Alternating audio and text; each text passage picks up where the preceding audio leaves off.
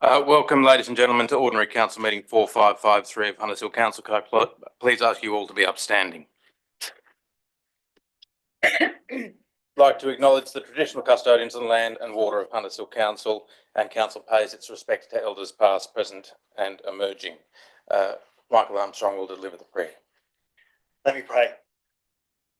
God of holy dreaming, great creator spirit, from the dawn of creation, you've given your children the good things of Mother Earth. We thank you for the blessings of this land, for its abundance and opportunities. We give thanks for and remember the Wallamata people, who by your providence you gave this land. We lament the past and pray in the present, we might find healing and bring about a new future together. We pray for our community, giving thanks, Lord God, for the many saints who serve you and one another. We pray for every facet of our community, and thank you for every part. Pray that we, despite differences, may be communities of kindness and inclusion of all. Place before you, Lord, our many needs and ask you to encourage us to meet those needs. We pray for this council, staff, volunteers, our mayor and councillors. Grant them wisdom and insight, understanding and compassion, and a vision of your kingdom on earth as in heaven. We pray for this meeting, for the year to come. May all that makes council's agenda reflect your agenda, Lord God. I pray this in the name of Jesus. Amen. Please be seated. The proceedings of all council meetings in open session, including all debate and addresses by the public, are recorded and webcast live on council's website for the purpose of facilitating community access. Webcast archives are stored and available to the public on council's website. The recordings may be disclosed under the provisions of the Government Information Public Access Act of 2009, the GIPA Act. Members of the public attending council meeting may have their image, voice and personal information, including their name and address, recorded, publicly broadcast and archived, or as an observer or other interested party, members of the public consent to the use of their image, voice and personal information. Councillors, we do not have any apologies. Had a couple of late walk-ins, but do we have any declarations of interest? If not, I'll move to the confirmation of minutes of ordinary meeting 4552 held 15th December 2025. Moved Councillor Williams, seconded Councillor Tannous-Sleeman. Any discussion? If not, I will put the motion. All those in favour? Aye. Against? That is carried unanimously.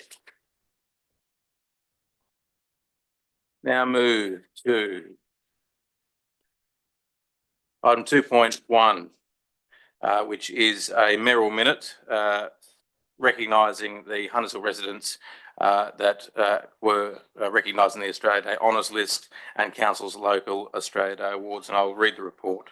On 26th of January 2026, the Governor-General of the Commonwealth of Australia, Her Excellency the Honourable Sam Moyston, announced 949 awards in the Australia Day 2026 Honours List. Congratulations to the 5 local identities who are among those on the list, including Christopher Robinson from Hunters Hill for significant services to the law, to the legal profession and to the community, Natsia Pizzali from Gladesville for her service to seniors, Benjamin Gregory from Gladesville for services to rugby union, the late James Butt from Putney for services to veterans and their families, including his service at the Gladesville RSL sub-branch, Dr. David Romney Desitor from Hunters Hill for distinguished service to psychiatry, particularly neurodevelopmental mental health in children and adolescents, and to paediatric clinician education. On Australia Day, Council also recognised the outstanding achievements of 4 local residents and groups throughout the 2026 year.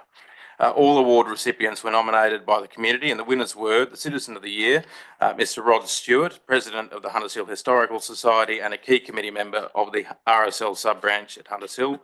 Rod has played a vital role in preserving local heritage, participating in remembrance services and supporting countless ex-service personnel. His generosity, resilience and commitment have made a significant impact to Hunters Hill. The Young Citizen of the Year, Kelly Gallagher, volunteering on most weekends at SWASH, the State Water Activity Centre. Kelly mentors young people in water sports while balancing full-time work and studies at the in Australian Sign Language. Her leadership and enthusiasm continue to inspire our younger generation. Outstanding sporting achievement, Ellie Smith, a trailblazer in the Australian martial arts community. Ellie served as lead instructor at Furumoto Jiu-Jitsu, a female-focused dojo based in Hunters Hill. Over the past 3 years, Sensei Ellie has guided her tournament squad to remarkable achievements, including victories in the World Cup, multiple national and state tournaments. Environmental excellence, the Friends of Boronia Park, their tireless efforts of these environmental stewards have preserved and regenerated 3 endangered ecological communities. Their recent focus on the area near High Street Playground has helped remove invasive species and planting more than 300 native plants and trees. A Community Excellence Award was given to First Boronia Scouts. This community-focused organisation runs entirely on volunteers dedicated to our community who create fun, engaging and educational experiences for the more than 60 local young people aged 7 to 18 years old who participate in their Scout troop. The Scouts Hall is a community hub hosting events like the biannual and Remarket, which promotes sustainability and social connection. We congratulate all the Australia Day Award recipients and thank them for their incredible contributions to our community. Councillors, is there any speakers? Councillor Bagara. I just want to correctly say Christopher Robison. I think you might have said something differently. His former honour was a judge of the District Court for 28 years. He was appointed as a solicitor to the bench, which is remarkable. In his 28 years, he had an extraordinary ability to deliver extempore judgments, which means on the spot, so delivering quick justice for people. In an extraordinary amount of time that he was a judge, his name hardly ever appeared in the reserve judgment list. He was an extraordinary judge and also largely involved in the rural firefighting service, even as a judge through his whole career. So it's a well-deserved honour for Robison. I'm glad I'm not in his courtroom. I probably would have been heavily reprimanded. Councillors, any further discussion on this mayoral minute? If not, I'll put the motion. All those in favour? That is carried unanimously. I now move to item 2.2. It's another mayoral minute recognising a local youth, Imali Bamji, as the finalist in the New South Wales Women of the Year Awards. I'll read the report. The New South Wales Women of the Year Award celebrates changemakers, quiet achievers and role models from every walk of life. Now in its 14th year, the New South Wales Government recently announced 31 finalists in 2026 across 5 award categories. Among them is 12-year-old Imali Bamji from Hunters Hill, who is one of 10 young people named in the Ones to Watch category. The award category recognises girls and young women aged 7 to 15 who demonstrate a single act or ongoing acts of courage, bravery, strength, determination and or kindness to help and support those around them. Below is the summary that was published in the awards website about Imali and why she was selected as a finalist. Imali is a change maker whose quiet determination and radiant spirit are already making waves across continents. A co-founder of the ACCA project alongside her mother and sister, Imali has built a volunteering pathway where Aussie teens and parents travel to India to support a local school. Her holidays are spent rebuilding libraries, delivering lessons and leading other Aussie teens through immersive intercultural experiences that foster empathy and global awareness. With a focus on play, joy and cultural exchange, Imali inspires young people to become globally minded citizens. Her bubbly nature, endless ideas and readiness to chat make her a natural leader who brings people together. I'd like to congratulate her on a nomination, but even more so for her incredible work at such a young age. Imali is an inspiring young leader and trailblazer within the Hunters Hill municipality. The winners in each category will be announced on Thursday, 5th of March, and I and all of Council, I am sure, are wishing Imali all the best. Councillors, any discussion on this mayoral minute? If not, I'll put the motion. All those in favour? Against? That is carried unanimously. Item 2.3, and I apologise to all of you in the gallery, there's another mayoral minute. This is to recognise the outstanding season for the Hunters Hill Rugby Club in 2025, and I'll read the report. I'd like to congratulate the Huntersville Rugby Union Football Club for an outstanding season in 2025 with some wonderful achievements, including the 2025 Cowboy Cup Interdivisional Club Champions, the 2025 Bruce Graham Shield Division 1 Club Champions, 2025 Kentwell Cup Premiers undefeated, which is one of the only clubs to have done that in a very, very long time, the 2025 Burke Cup Grand Finalist, the 2025 Kentwell Medalist, which was Lockie, 2025 Kentwell Man of the Match, again Lockie, 2025 Joy Johnson Medalist, which was Alex Bellamy, and 2025 Subbies Coach of the Year, which was Jake Hemwood and Andrew Newson. One of the highlights of the season was the extraordinary feat of being named the 2025 Kentwell Cup Premiers and being undefeated for the entire season. The Huntersville team scored some thrilling bonus points after the siren to win the grand final 45-41 games against the Blue Mountains Goats. The first time the club won the Kentwell Cup was in 1977. They were also undefeated and won it in 3 consecutive years after that. So let's hope history repeats itself. It's great to see grassroots sports thriving in our community here in Huntersville and becoming and welcoming blockbuster moments right here in our backyard. The club's success was made possible thanks to the coaches, managers, supporters, and sponsors. And I'm delighted that our new Boronia Park Sports and Community Facility has also been available to support the club in these highlights. They set the bar very high for the 2026 season, and I wish the Huntersville Football Club all the best and look forward to visiting them at Boronia Park again, where I have very luckily been asked to be the patron of the club again for 2026. Councillors, any discussion on this mayoral minute? If not, I'll put the minute. All those in favour? Against, that is carried unanimously. We now move to item 3.1. There are a number of speakers to this item. I think there's 4 speakers and there's 3 applications to have a message read out. So I will welcome our first speaker to this item, Mr. Anthony Anderson. Thank you. Anthony, you have 3 minutes. Tony Anderson, 11 Abigail Street, Doctor of Philosophy, year resident in the municipality. I support the motion by Councillors Lane and Williams because it says what trust given by a community to its representatives on council actually means in terms of outcomes. Preservation of the reasons why we live here. The beauty of the suburb is trees, reserves, parks, streetscapes and histories. Most of the items on the inventories are distressing to a like-minded community in opposition to them. A vote against the Lane Williams motion will be perceived by the community as against transparency of decision making, keeping public lands public permanently, obtaining value for the community from any asset disposals which are justified, and getting a fair price for them. And sound fiscal management, which is very important to us, all the community. Thank you, Tony. If you could just stay there for a moment, just if there's any questions, councillors. No? Thank you, Tony.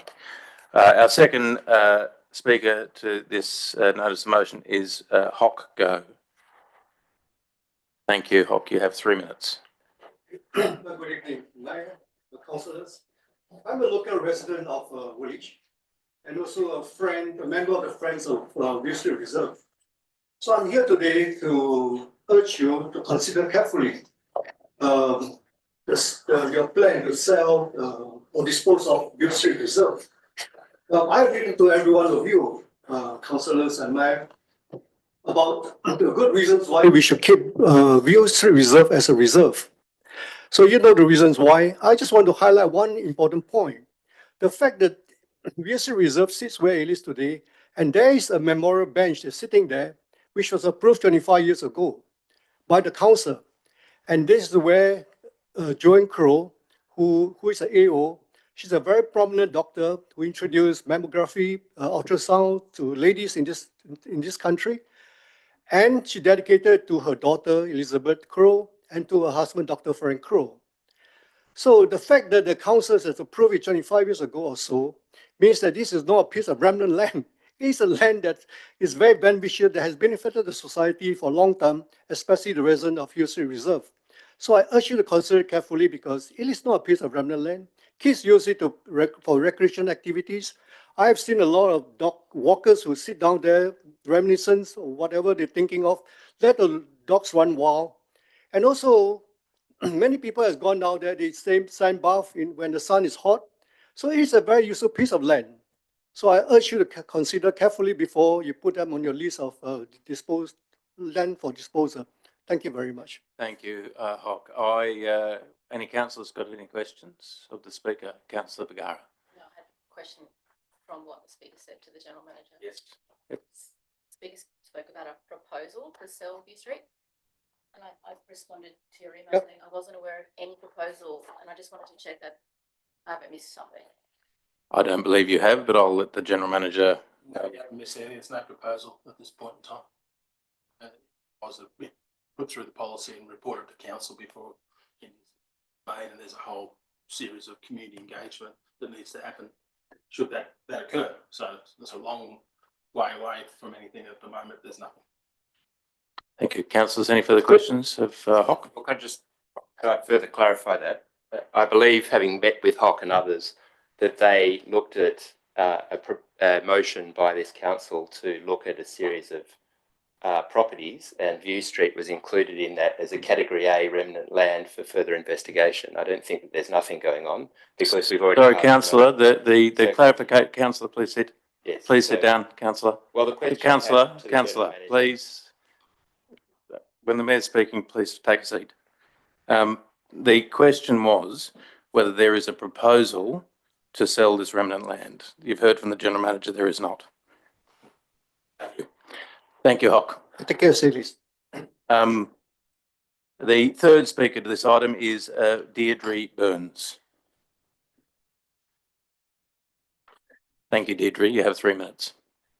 I won't need 3 minutes Thank you. because, thank you, I've been a resident here for almost 60 years, almost the same amount of time as our first speaker. And we moved here with our 4 children because of the value we have for Hunters Hill. And I'm speaking now not for just our remnant land, but all remnant land. Some people, perhaps some pieces of land perhaps can be sold because they aren't of any use.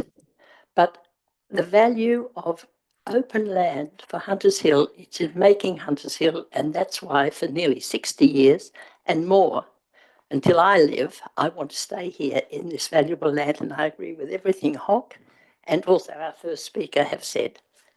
Thank you. Thank you. Thank you, Deirdre. Appreciate that too. Councillors, any questions of Deirdre? If not, thank you, Deirdre. Our fourth speaker is Maureen Flowers. Thank you, Maureen. You have 3 minutes. I'm speaking on behalf of the Hunters Hill Trust. Can I get down? The Trust fully supports the motion, which sets out in clear and precise detail the minimum process that Council should be following for the proper implementation of its own policy for disposal of Council land. This level of detail and investigation is vital to ensure an accurate and comprehensive assessment of each parcel of land, including its value to the community.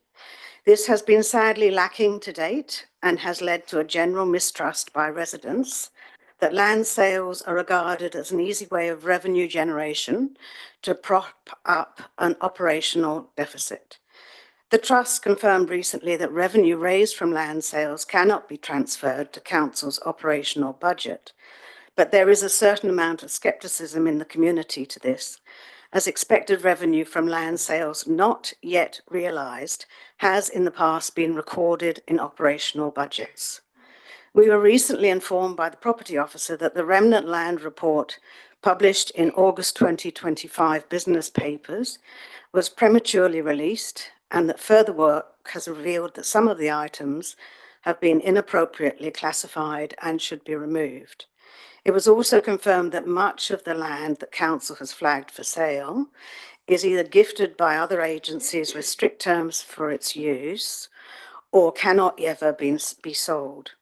Therefore, it is patently obvious that these types of basic errors and waste of council resources could have been avoided by the implementation of a proper, well-documented assessment process, which this motion seeks to introduce.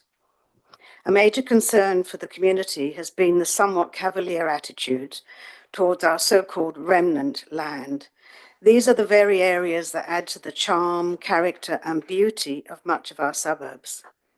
There are potentially some small parcels that could be sold once they have been fully investigated, but there is concern as to how any revenue gained could come anywhere close to covering costs or contributing to ambitious new infrastructure developments, particularly when similar expressions of interest have been called for and have not yielded the expected response. Council's fiscal management has been very much called into question over this issue. Selling off valuable land assets that contribute to the livability of our suburbs and provide the community with active and passive respite is hard to justify, even if the argument is to raise revenue for infrastructure. Land, unlike infrastructure, will not depreciate and only grows in monetary value.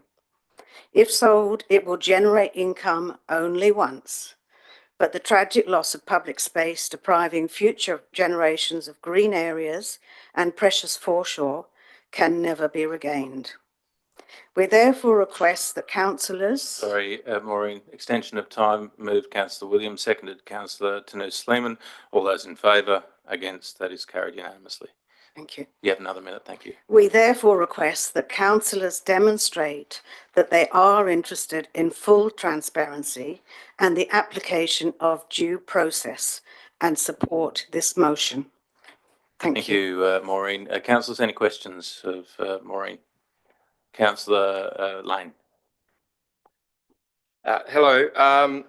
You mentioned that it's been since clarified that it was prematurely released and some were inappropriately classified, etc. So could you just elaborate? Did you have a conversation with council staff? Yes, the trust had a meeting with the property officer and he confirmed that, and he's working on a report that's going to look at every individual parcel and come back to council with some sort of assessment.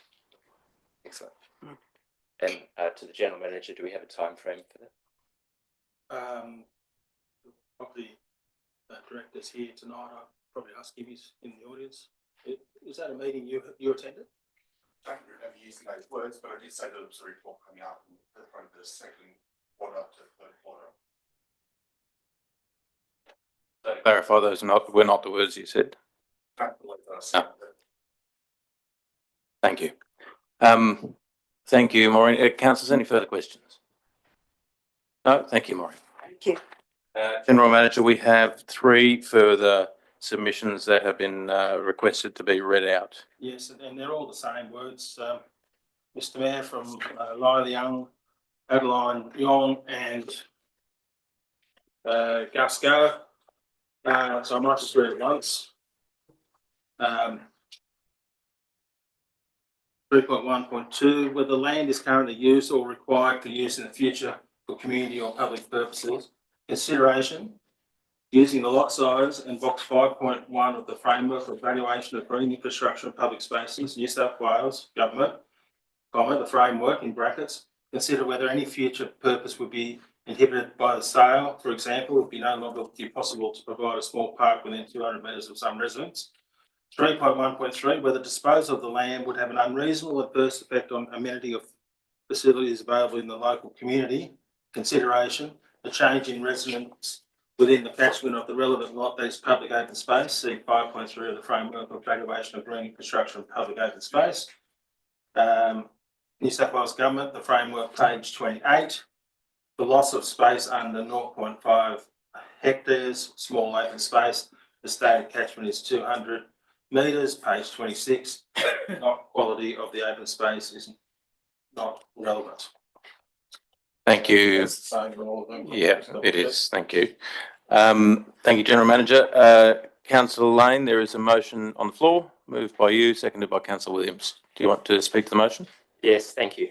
And I believe those 3 to give them the benefit of the doubt, since they've copied parts of the motion, including my typo, are just voicing their support for those two items specifically, is how I read it, but feel free to read it as you see.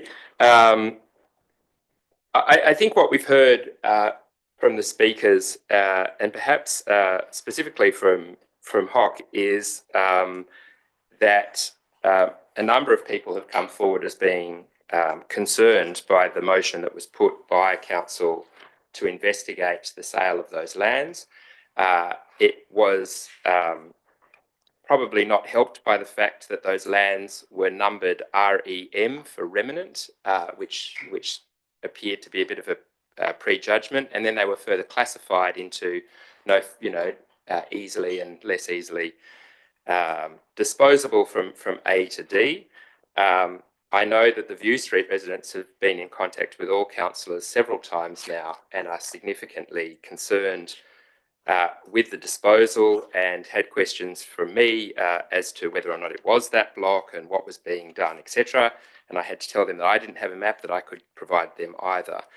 And Councillor Williams and I have raised this before, that the process, just using the bare terms that is in council's current policy, is not sufficient, and it's particularly not sufficient when we look at how that policy was applied most recently.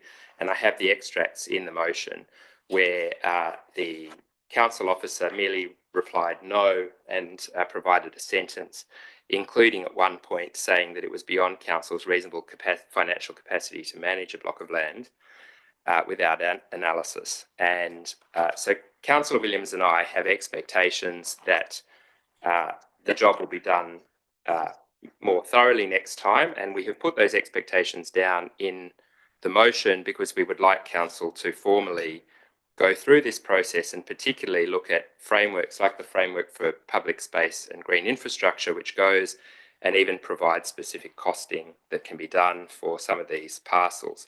And it's probably worth saying at this point that one of the particular concerns, two of the particular concerns, one is from the community that these lands aren't remnant, and I think Maureen Flowers touched on this. So there is a huge difference between, let's say, that corner of Church Street where there was a tree that was perhaps remnant before it was removed from the list, as opposed to, or there was a dunny lane, as opposed to a whole block at the end of a street that's been kept for over 150 years as part of the garden suburb. And so if we are talking about, I believe the term I heard was asset recycling as opposed to remnant lands, that the process has to be a lot more robust. And that robust assessment, as I said, we've put down our minimum expectations of what robust assessment looks like, that this motion is seeking for council to formally adopt. The council motion also talks about where we are looking to declare a particular parcel remnant before we go through that process, that at the very least we have a map so that the members of the public who are affected are aware that that is the case. And for clarity, this has all come up because we have passed a motion that did list properties, including View Street. I think the lack of information and transparency has been touched on by the speakers already, so I don't need to over-egg that. But all we're asking for council to do in this particular case is not to stop the sale of lands, but to go through a proper process if they are considering those lands. Thank you, Councillor Lane. Councillors, is there any speakers against the motion? For the motion? Councillor Williams. Yes, Mr. Mayor. This whole process has been dragged out, I think, for an unreasonable amount of time, and as a result, a perception of lack of transparency has come into it. I think we've been on this journey now for about 5 years, and we still haven't been able to give the community any clarity or certainty as to what lands are, in the council's mind, suitable for disposal. But in addition to that, it has always worried me, this approach of moving down a path of sale of valuable, I use valuable because it's a community perception, and that this land is important and should be retained in public ownership for not only this generation, but future generation. But it's really important for us to be fully aware of what this sale is going to transpire into. And in the motion, it clearly states the need for us to be able to identify what those funds are intended for, the benefit of those funds, but equally importantly, the need for us to quantify the ability of council to deliver on those new assets. We keep going down this path where we announce doing rather grand projects, but we don't do business cases. We don't do feasibility studies. So really, to go down the path of selling land for something that may or may not happen in the future, I think is not good policy. And I think it's important that council clarify very clearly the process. And there's nothing wrong with enhancing or uplifting policy. The policy has proven not to be effective in several attempts now to identify and sell land. And I think the point that Councillor Lane made, that the reports that come to council don't delve into the detail or the real issues that I as a councillor need to know. A no or a yes or a one sentence response to what is a very important attribute or aspect to any piece of land, I just don't think gives me the information to make a valid decision. So in summary, this motion I think is important to provide clarity and transparency. It is an enhancement of the policy that council's already approved. We've seen examples where this process under its current form has not produced any outcome for council. And I think that point that was raised in relation to expectations within a previous budget, that the sale of land was expected but never realised, and we're putting things into budgets that aren't already realised, becomes very difficult for council to manage its resources. So I think it's very important that this motion is embraced. I think it's really important that council get on with the business of clarifying for its community what it intends to do with these parcels, because it has been on the record that council is considering a whole range of sites, a whole range of categories, and we're still many years down the track with the community not knowing and getting confused about whether or not their parcel or the area that they're concerned about is in or out. Thank you, Mr. Mayor. Thank you, Councillor Williams. Just to clarify a couple of points there, the idea that council doesn't undertake feasibility studies or modelling when it does any of its infrastructure projects has not been my experience of council. It's every major project has been feasibility and modelling and finances have been applied to each of those projects in the normal course. In fact, when you acquit any grant funding, that's a requirement of each of the state departments. To further clarify, understood council that the undertaking of this project or this piece of work didn't actually know what it had in terms of its land parcels. It actually, we were unaware of the categorisation, the encumbrance, or whether or not assets were actually owned by us, by Crown Lands. This has been a process for council to undertake an audit of all of its land parcels and understand exactly where the ownership lies, what our responsibilities are, and as the General Manager alluded to, bring further detail back to council so that it can be applied to the policy that was adopted, a policy that we did not have until this process began. I had, in my previous 2 terms on council, considered sale of remnant lands with no policy. There was no procedure. There was no public notification. What we have done is entrenched in our policy that we do notify the public, that they do get to make submissions, that it does get brought back to council, that a valuation is applied to the land if we are going to even consider it to be sold. Most of the lands that have been identified will not be sold. Some might be appropriate to be sold. There is no current proposal to sell any of the lands that are on the list. We are investigating whether or not there is an opportunity for council to either maintain them, sell them and put them into other assets. That's just good governance. There is no proposal to sell any remnant land that is on that list. I think Councillor Lane knows that. I know that you know that, Councillor Williams, and you have been involved in this process for the last 2 terms of council. And I think to suggest that we are not being anything but transparent when we adopted a policy to make sure that the public had an opportunity to have their say, and all that we are doing at this point is investigating, is a little bit disingenuous. So this policy has applied the rigour to something that was being done as a shoot from the hip from this council in the period that I was served as a councillor and not as the mayor. We undertook to make sure that we investigated every parcel, understood its ownership, understood our responsibilities, whether or not they are encumbered, whether or not we had an obligation to do something with them, and it might be that on any given part of the parcels of land that we're considering, it might be that we opt to dispose. We don't know until the investigations are done. The general manager and the property manager get the opportunity to do that sort of rigour and detail, and that's what's going to be brought back to council, and everyone in the public would have the opportunity at that point to, fully armed with all of the knowledge that will come from those investigations, make a judgment call like we should as the governing body of this council.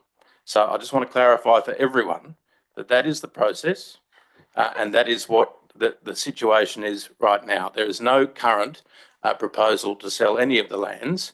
They are being investigated, and there might be circumstances in which council does opt to do that, but on most circumstances I can say that it is probably going to be the retention and embellishment. Thank you, Mr. Mayor. Through you, can we just bring up that previous motion, because that is not my recollection of the wording of the motion. I'd just like to clarify.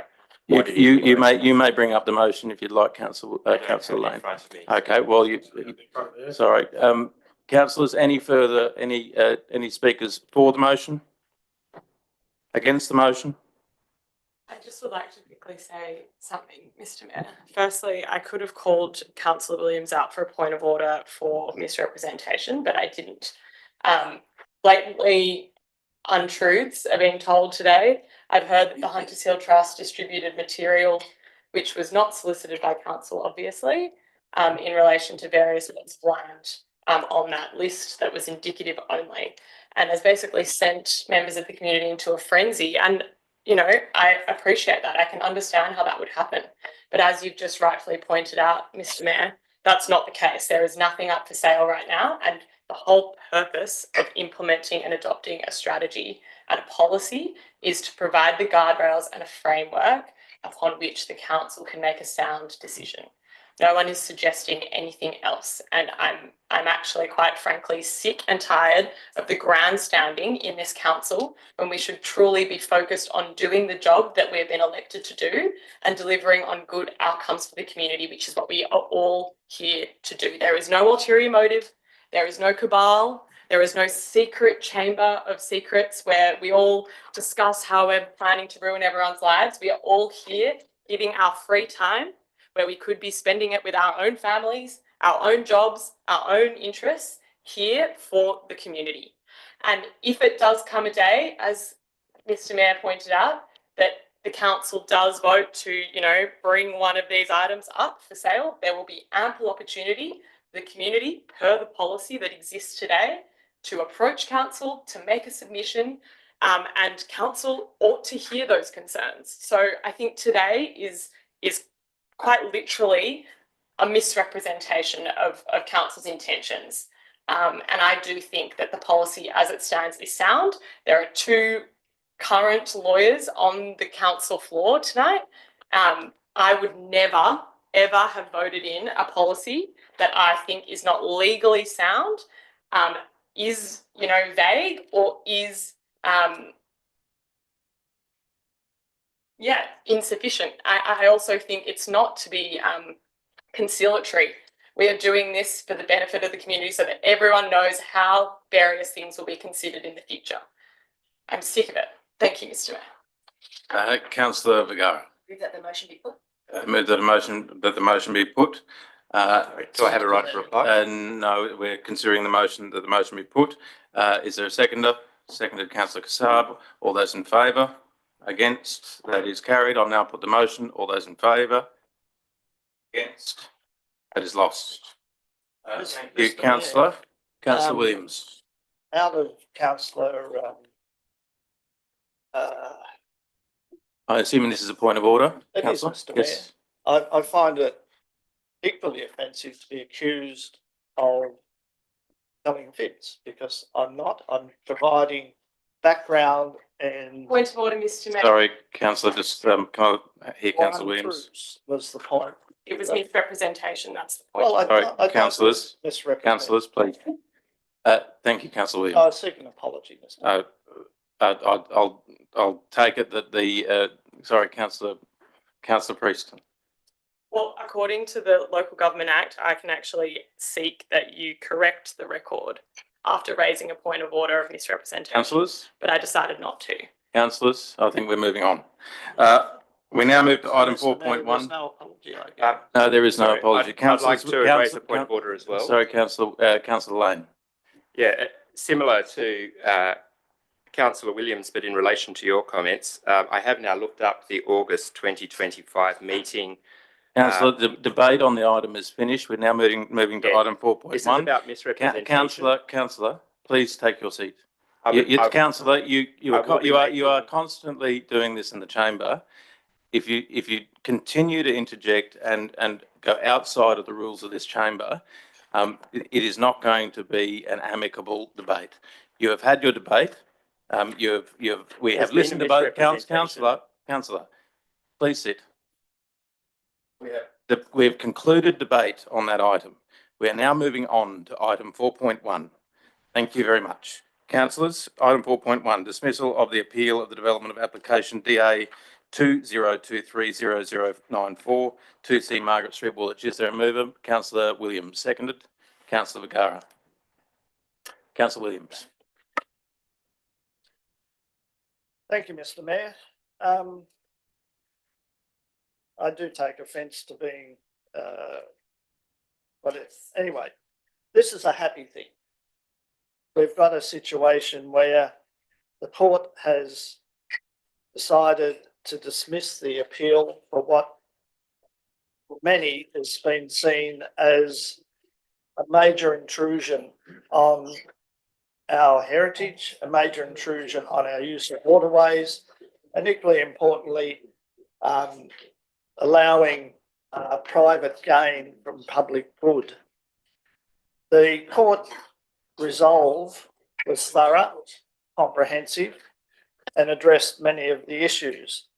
I'd like to also recognise the outstanding support and effort put in by a large number of people in our community, not only in terms of in-kind contribution, but equally importantly in providing monetary resources. And I'd like to name those groups that supported this process. The Hunters Hill Council was obviously the first respondent, but there was a series of other respondents basically made up of community groups and also individuals. The Lane Cove 12-foot Skiff Club, the Hunters Hill Sailing Club, the Greenwich Flying Squadron, the Friends of Kelly's Bush, the Hunters Hill Trust, David Griffith, Andrew Glasscock, and Donald Bonicher, Beverly Bennett, and Richard White. All those people stood up for what the values of which this community have held for many years. And what was that threat? Was not only that loss of public waterway for public use, but also the setting and location threatened our treasured Kelly's Bush and all that it stands for, and also its juxtaposition with Cockatoo Dock and the parklands, the Woolwich parklands. All those three have been won through hard battles of the community, in particular the Hunters Hill community, to ensure that those assets or those amenities is available for the public. This would have, in my view, and also which the court has reinforced, as would have been quite detrimental to those locations as well as community assets. So I commend council for going the full yards, but I also like to make it very clear that it was done with the support and goodwill of many in our community who gave time and money to that cause. Thank you, Councillor Williams. Any speakers against the motion to receive and note the reports? For the motion? If not, I'll put, sorry, councillors, for the motion? If not, I'll put the motion. All those in favour? Against? That is carried unanimously. We now move to item 4.2, Gladesville Master Plan Project. We have a number of speakers to this item. Item 4.2, our first speaker is Florian Callion from Third Eye. Florian. Thank you, Mr. Mayor. You have 3 minutes. Councillors. Thank you. First, I want to acknowledge the amazing work that Council has done in progressing the Gladesville LEP amendments. I'm here on behalf of the new developer Third Eye Group. I just want to make a few things clear in terms of some things that I've been told recently and just clarify those items. This is obviously a council-led strategic plan. It began with council. It went through Gateway under council's framework. That's good planning. Council identified the opportunity, council set the parameters, council determined what this site can do in the heart of Gladesville and clearly determined that it has capacity to evolve into a stronger town centre. As the landowner controlling majority of the site, our role is to respond to that framework and help deliver it. Planning leadership must come from council. Delivery must come from those who own the land. That alignment is exactly what's occurring here. There has been commentary suggesting that this is a developer-led process, and respectfully, that is incorrect. This is a council-initiated master plan supported through the State Gateway process. Our submission sits within that framework.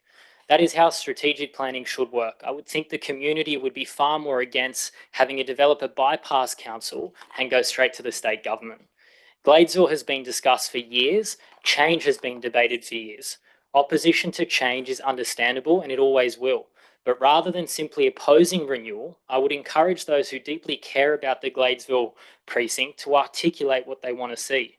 Is it a stronger town centre, more community space, safer pedestrian links, or better activation?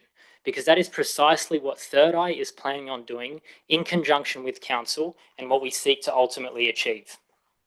There have been a number of claims that public open space has been reduced. Our proposal delivers over 4,000 square metres of public open space. Not residual space, not tokenistic parkland, meaningful space, a village green, landscape parkland, children's play areas, food and beverage activations, the potential for a farmer's market on the weekend, community events, and a stage or gathering area handed back to council. This is an opportunity to genuinely create civic heart, something Gladesville does not currently have. That is not a reduction in amenity, it's a transformation of it. With regards to height, height shouldn't automatically be viewed as a threat in the community. When designed correctly, height creates elegance. Slender buildings reduce bulk at the street level. They free up the ground plane for public open space. They allow shadows to move faster and they improve separation and outlook. They create genuine architectural quality rather than heaviness. The alternative is broader, bulkier, and forms part of the dominant street, which is what we aim to work with council to improve. Height in the right form delivers better outcomes, not worse ones. We understand that traffic has been the #1 concern for the community. That is exactly why Third Eye has commissioned independent traffic and parking analysis beyond the great work that council has already done.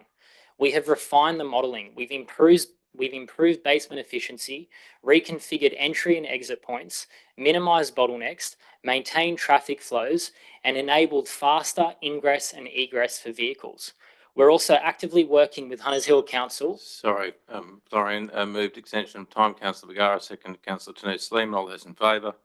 Against, that is carried unanimously. Thank you, Thank you. Florin. Got one more minute. We're also engaging with Hunters Hill Council and Transport for New South Wales to explore enhancements to public transport options, recognising that a revitalised town centre must be supported by a modal shift and reduced car dependency. This is not theoretical work, it is detailed modelling focused on functionality. Council's work has created a strong planning foundation. Our role is to ensure that the final scheme is economically viable, architecturally refined, functionally sound, and aligned with what Council, the state government, and the community wants.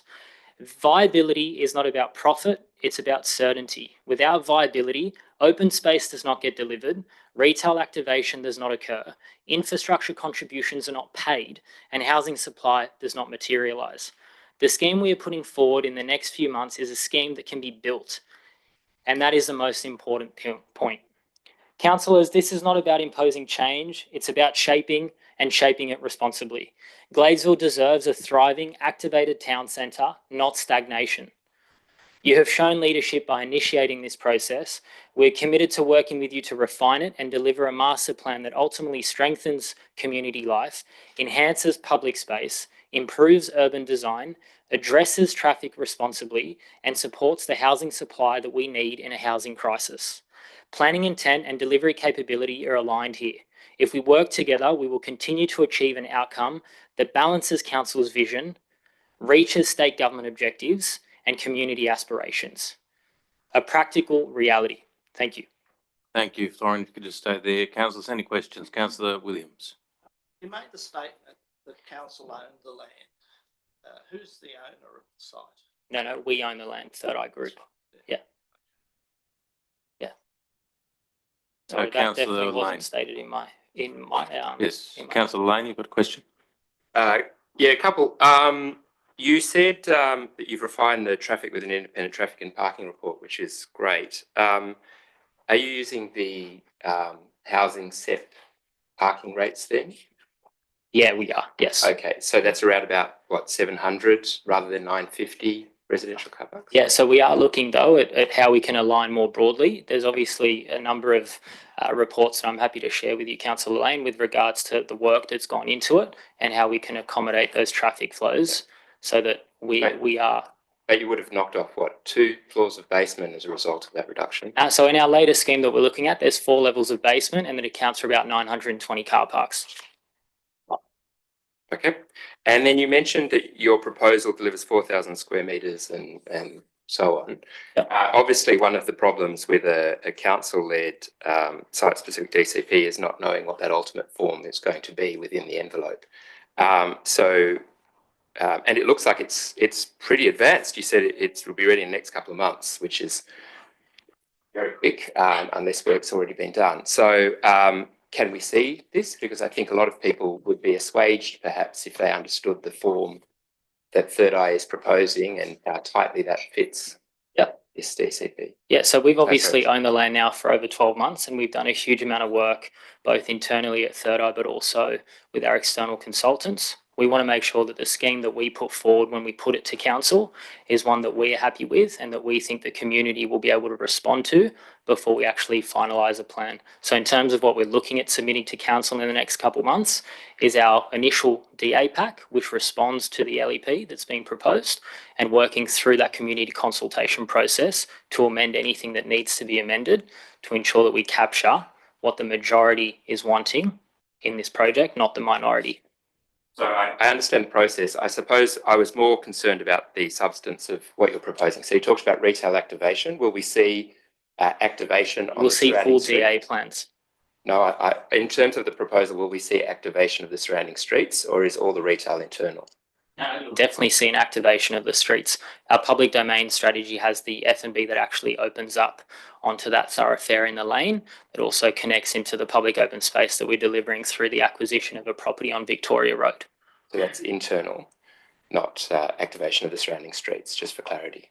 So there will be activation of the podium, but not of the surrounding streets. There's activation of the ground plane, and that activation forms the 4,000 plus square metres of public open space. And there's outdoor kiosks that connect to the kids' play area that we've introduced. If you have a look at what the canopy achieves at Lane Cove, it's something similar to that, but we think a version that is a big improvement on that. Hopefully better. Yeah. And the residential interface to Flagstaff Street. Yeah, so our scheme actually proposes a further setback than what's been proposed by council. And we think that's a better outcome because it allows us to actually tree Flagstaff and create a better articulation from the street to the low-rise residential. Will that be your main loading and car park entrance? I'd need to come back to you on that one. Right. Yeah. Councillor Lane, I would suggest that Florian's undertaking is that they want to get the benefit of the public submissions. So I think it's probably a little premature to press them on specific DA plans, which I assume would be coming in the next couple of months, according to That's right. your statements. It is also important to point out that council's original motion and a lot of the work that we've done has specifically attempted to move the domain off of the arterial with articulation into the current shop fronts within Victoria Road, so that busy thoroughfare is not more activated. That there is actually similar to the public domain behind the sheaf at Double Bay, that off the thoroughfare, council's desire has been to move a lot of the activation so that you don't have the whooshing of the cars on Victoria Road. But there is permeability there. I was referring to the other three streets, and I think it's only fair that we understand what the Yeah, I get what you're saying. Yeah. Councillors, any further questions? Councillor Williams. Yes, Mr. Mayor. I was wondering if we could get further clarification of what is contained in that 4,000 square metres of public space. Does it include the laneways? Previously, in council's master plan, we had, I think it's 3,000 square metres of dedicated space.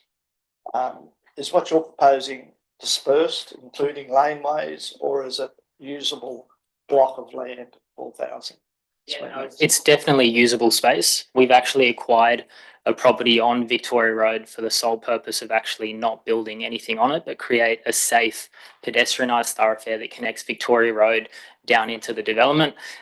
It's probably a question that would be more appropriate once I can actually show you the plan and talk you through how that's been designed. We've got obviously Arcadia, who's one of the leading landscape architects in the country, who has actually designed that space and thoughtfully created that space for people with disabilities to be able to access that space, as well as able-bodied people to be able to access that space. It is genuine open space. It's not a tokenistic attempt to give someone a little patch of grass and say, this is your open space. It's genuinely Third Eye who back themselves on delivering a product that we can stand by for future generations and for people to genuinely enjoy.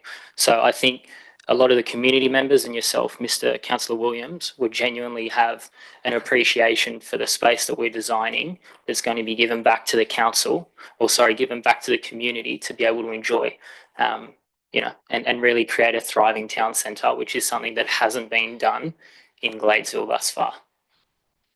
Councillors, any further questions of Florian? Councillor Nagara. That's fine, not a question. Thank you for your presentation and all the work that you're doing to deliver to the community. It is a difficult site, as you know. It's been raiding for decades. Yeah. So thank you for all the work that your organisation are doing, as you said, to make profit or not make profit, but also to deliver to the community. So thank you. Thank you, Councillor. Councillors, any further questions? If not, thank you. Thank you, Matt. Our second speaker is Nina Ardell. Thank you, Nina. You have 3 minutes. Sorry. A bit uncomfortable. Mayor, councillors, my name is Nina Ardell and I live in Gladesville. I'm here to express my concerns about the Gladesville Master Plan, which is in fact no longer a master plan, but a site-specific plan for just block 4 of the previous master plan. Development of this key site is an extremely important issue in our community, and I feel it is not progressing in a way that most people understand or are happy with. While we all want to see the town centre rejuvenated and accept that there needs to be increased housing density, I feel that council is pushing through a flawed developer-led plan that is not designed to meet community needs, but rather to maximise the developer's profits. I find it incredibly disappointing and short-sighted that council is not pursuing the original master plan for the whole town centre, especially having spent, I believe, over $1 million of ratepayers' money on it. A true master plan would assess the opportunities for the integration of community open spaces, building heights, shadowing, traffic management and affordable housing across the whole town centre. By focusing on just one area, we will end up with an over-concentration of development on a small footprint with the possibility of two 24-storey tower blocks and lose the opportunity to spread the built form across a broader area. By eliminating the possibility of an overall town centre concept, the outcome becomes an uncoordinated, developer-driven free-for-all on each individual site, just like on the Ryde Council side of Victoria Road. The community was kept in the dark over the ditching of the master plan in favour of the site-specific plan.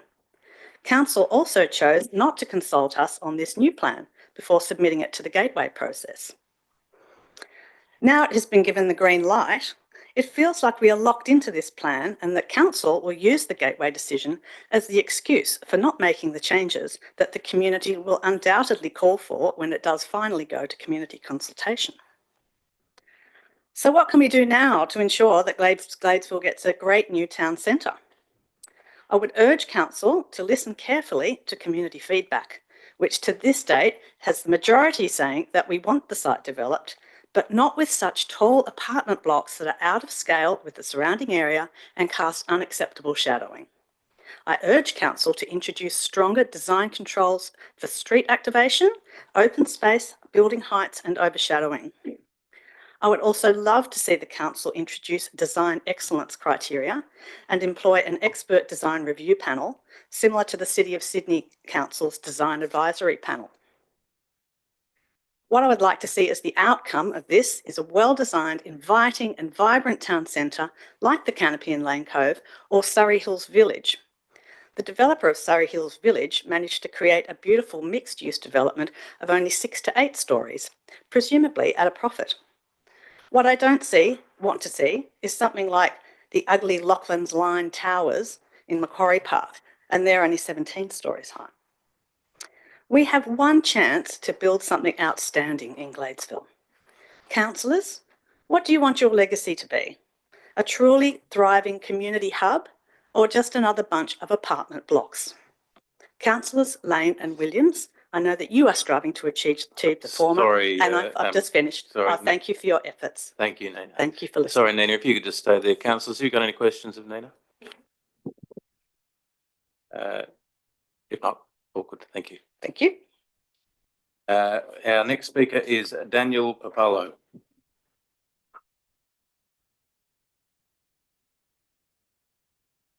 Thank you, Daniel. You have 3 minutes. Thank you. And I should open by saying thank you to you all for your service. You've obviously waded through 600 plus pages of council agenda, so I really appreciate your efforts in supporting the community. I wanted to start by introducing myself. I'm a resident of Gladesville. I've been here for 18 years. I am also a member of the Hunters Hill Trust, although I'm not representing them here. And I love the community. I welcome the opportunity to develop the Gladesville shopping village. It definitely needs it, but I am here to object to the scale of what's proposed. I did submit an objection period. My expectation was that the proposal would reduce in scale off the back of that. So it's disappointing to see the proposal even bigger in scale. Now, it's kind of hard to determine what is the right amount of scale for a development like this, what's viable. I'm a chartered accountant. I get kind of the economics of these things to an extent, but there are a couple of precedents and a couple of yardsticks that I think are really valuable for council to consider. So one is just the size, pure size in terms of height. What does that mean? Well, to give you a reference point, it's interesting if you look, around the pictures, there's lots of pictures of heritage buildings in the council area. The Gladesville Bridge is 45 metres high. This building will be substantially taller than that. If you look carefully in this picture, you'll see just in front of the Harbour Bridge, the Blues Point Tower, and that's roughly the size of what's proposed today. I feel like it's excessive for the area. To give you another example of a yardstick, what is a viable development? Nina's already mentioned a couple, but there is a current proposal that's been submitted for 363 Victoria Road by Woolworths and their development subsidiary. It's planning a mixed-use development, including a supermarket It includes a couple of towers. They're expected to be 13 stories and 9 stories high. If that's a viable development, I don't see any reason why this development should be so much bigger, except for the pure economics of it, which is not really council's problem to solve. It's actually the developer's problem. So I'd really encourage council to consider what is the right scale for this development. We do want development on this site. It needs to be economic and viable, but I believe it is substantially in excess of what's required for those parameters to be met. I would really love to understand if the council intends on approving a site that's bigger than that, why that extra scale is required. Personally, I can't see any reason for, I can't see any value to the community of adding 50% more stories to the site compared to what Woolworths will propose for something that's literally just across the road. Thank you for your time and appreciate the opportunity to speak to council. Thank you, Daniel. Councillors, any questions? Not? Thank you. The last speaker to this item is Jim Sanderson. 3 minutes. Thank you, Mr. Mayor. Obviously, I haven't had a lot of time to prepare for this, but I'd like to start noting that in October 2021, following community consultation regarding the Gladesville Master Plan, in line with the report and recommendation, Council has resolved unanimously, among other things, that lower height options be investigated as part of further work, that further work be undertaken and be reported back to Council early in 2022. The Council continue to consult and involve the community in the development of the Gladesville Master Plan. None of these actions have occurred. At that time, option 1, with a building height of 15 stories and a floor space ratio of 3.04 to 1, was the preferred option. And I note that that had an open area of something like 4,300 square metres. I'm relieved to hear tonight that the new proposal has 4,000. I would like to see them match the 4,300 at least. Council now proposes 24 stories with an FSR of 4.1. It's accepted that building prices have raised substantially, but I still can't fathom the difference in the economic analysis of 2021 and that of 2025, which suggests that much higher FSR may only be feasible in the short to medium term. I'll be double checking this analysis. In 2021, the draft planning proposal considered 4 blocks, which included the entire Victoria Road frontage from Pittwater Road to Junction Street. The current proposal only considers the key site, and I think they've tacked on some of the other areas beside it. But it leaves blocks 1, 2 and 3 to the vagaries of the new housing set. This approach is not acceptable for a street frontage that includes 4 heritage items and is completely within the heritage conservation area, a heritage conservation area. The planning proposal must properly consider heritage considerations. However, I expect the big issues for the community to remain height and the associated overshadowing and privacy, open space and traffic. On traffic, it is noticeable that the gateway determination required that the proposal and supporting material be updated to address the Transport for New South Wales comments. And there was significant criticism of the transport impact assessment. That transport impact assessment remains part of the proposal without amendment. That is concerned. I am a little bit relieved to hear tonight that there's further work being done in that area because it certainly needs it. Then I'm also concerned that other documentation then relies on a vague plan of some possible future proposal of Transport for New South Wales to improve traffic flows on Victoria Road. Sorry, Jim. Move extension of time. Councillor Williams, seconded. Councillor Lane. All those in favour? Against? That is carried unanimously. Have 1 more minute. Thank you, Jim. But thank you. Look, as much as I would see us get back to the consultation that this process started with, and I note that it's been missing since October 2021, as much as I'd like to see us get back to that consultation, it's important that many of the loose ends be resolved before the post-gateway consultation commences. For me personally, I found the material that was presented to councillors tonight quite difficult to work through. Didn't get anywhere near through it. I think there's a lot of tidying up that needs to go through, but I think I've absorbed enough of the comments I make tonight to be quite valid. Thank you. Thank you, Jim. Any questions, councillors? Not. Thank you, Jim. Councillors, we have a recommendation on page 21 of the report of the paper. Moved, Councillor Vergara, seconded Councillor Lane. Councillor Vergara. No. Councillors, do you have any speakers against the motion? Councillor Williams. Yes, Mr. Mayor. I think yourself and I were the only two councillors around this table that started off with a vision. You seconded my motion, thank you. All those years ago. Yes, and back in those days, there was a clear vision for what we were trying to achieve, and that was a master plan, which would have enveloped the whole precinct, not just a quayside outcome. And we keep talking about a master plan, but even in the report here, it says it's no longer a master plan, it's a site-specific planning proposal. So the terminology, I think, doesn't provide clarity for community, for the council itself, as to what's intended here. Council spent, I think I heard $1 million, but I'd probably think, the best of my knowledge, probably closer to $2 million by now, going through a process. Well, we voted another 500,000 a few years ago, on top of the $1 million we'd already spent. So, okay, say $1 million.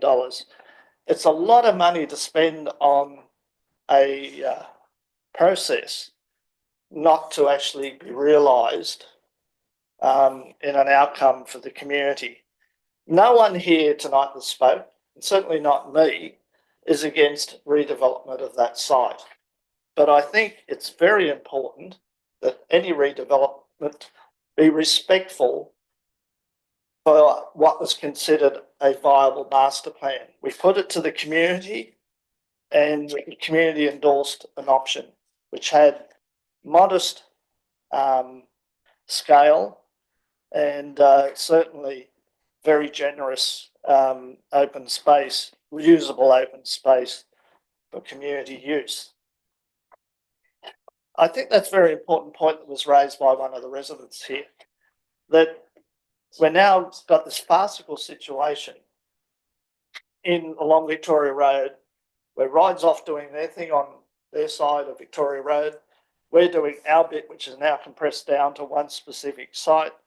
Along the road, you've got Woolworths doing a major development.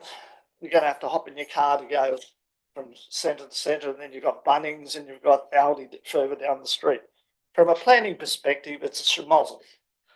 And I think what we're adding to the equation is sterilising, and I think that is an appropriate word considering what's in the report, of a major portion of what was originally conceived in the master plan.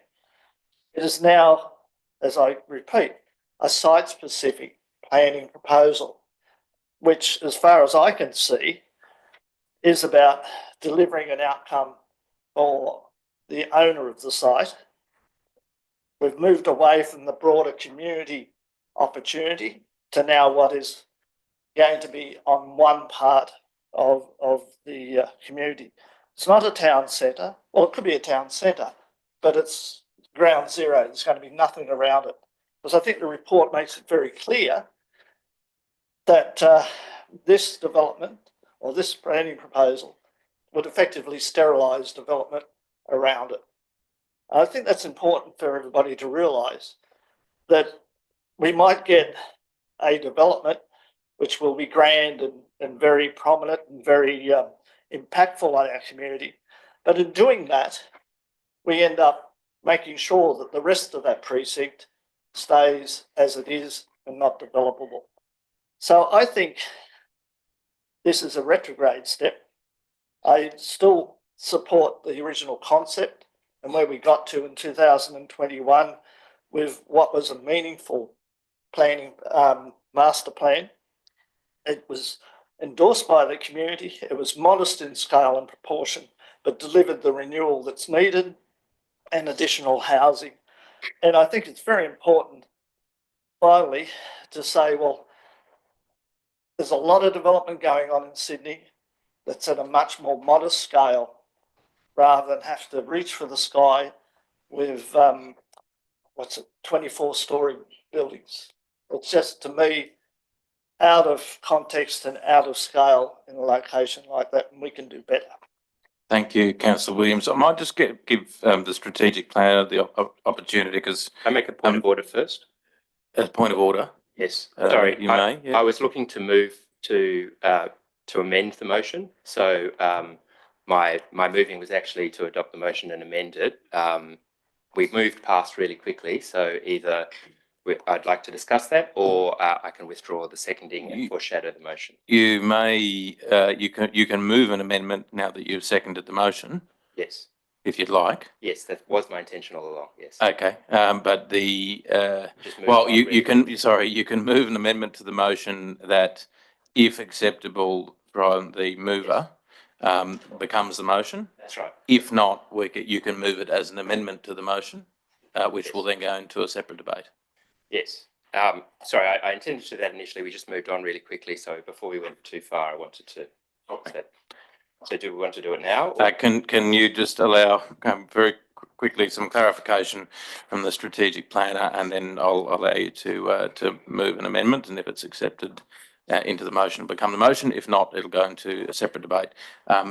Kieran is our strategic planner, has been involved in this process, probably not from the beginning in 2019 or whenever we put the original motion, but I wouldn't mind you just clarifying the master plan context and particularly some commentary about this being omni-focused on the key site.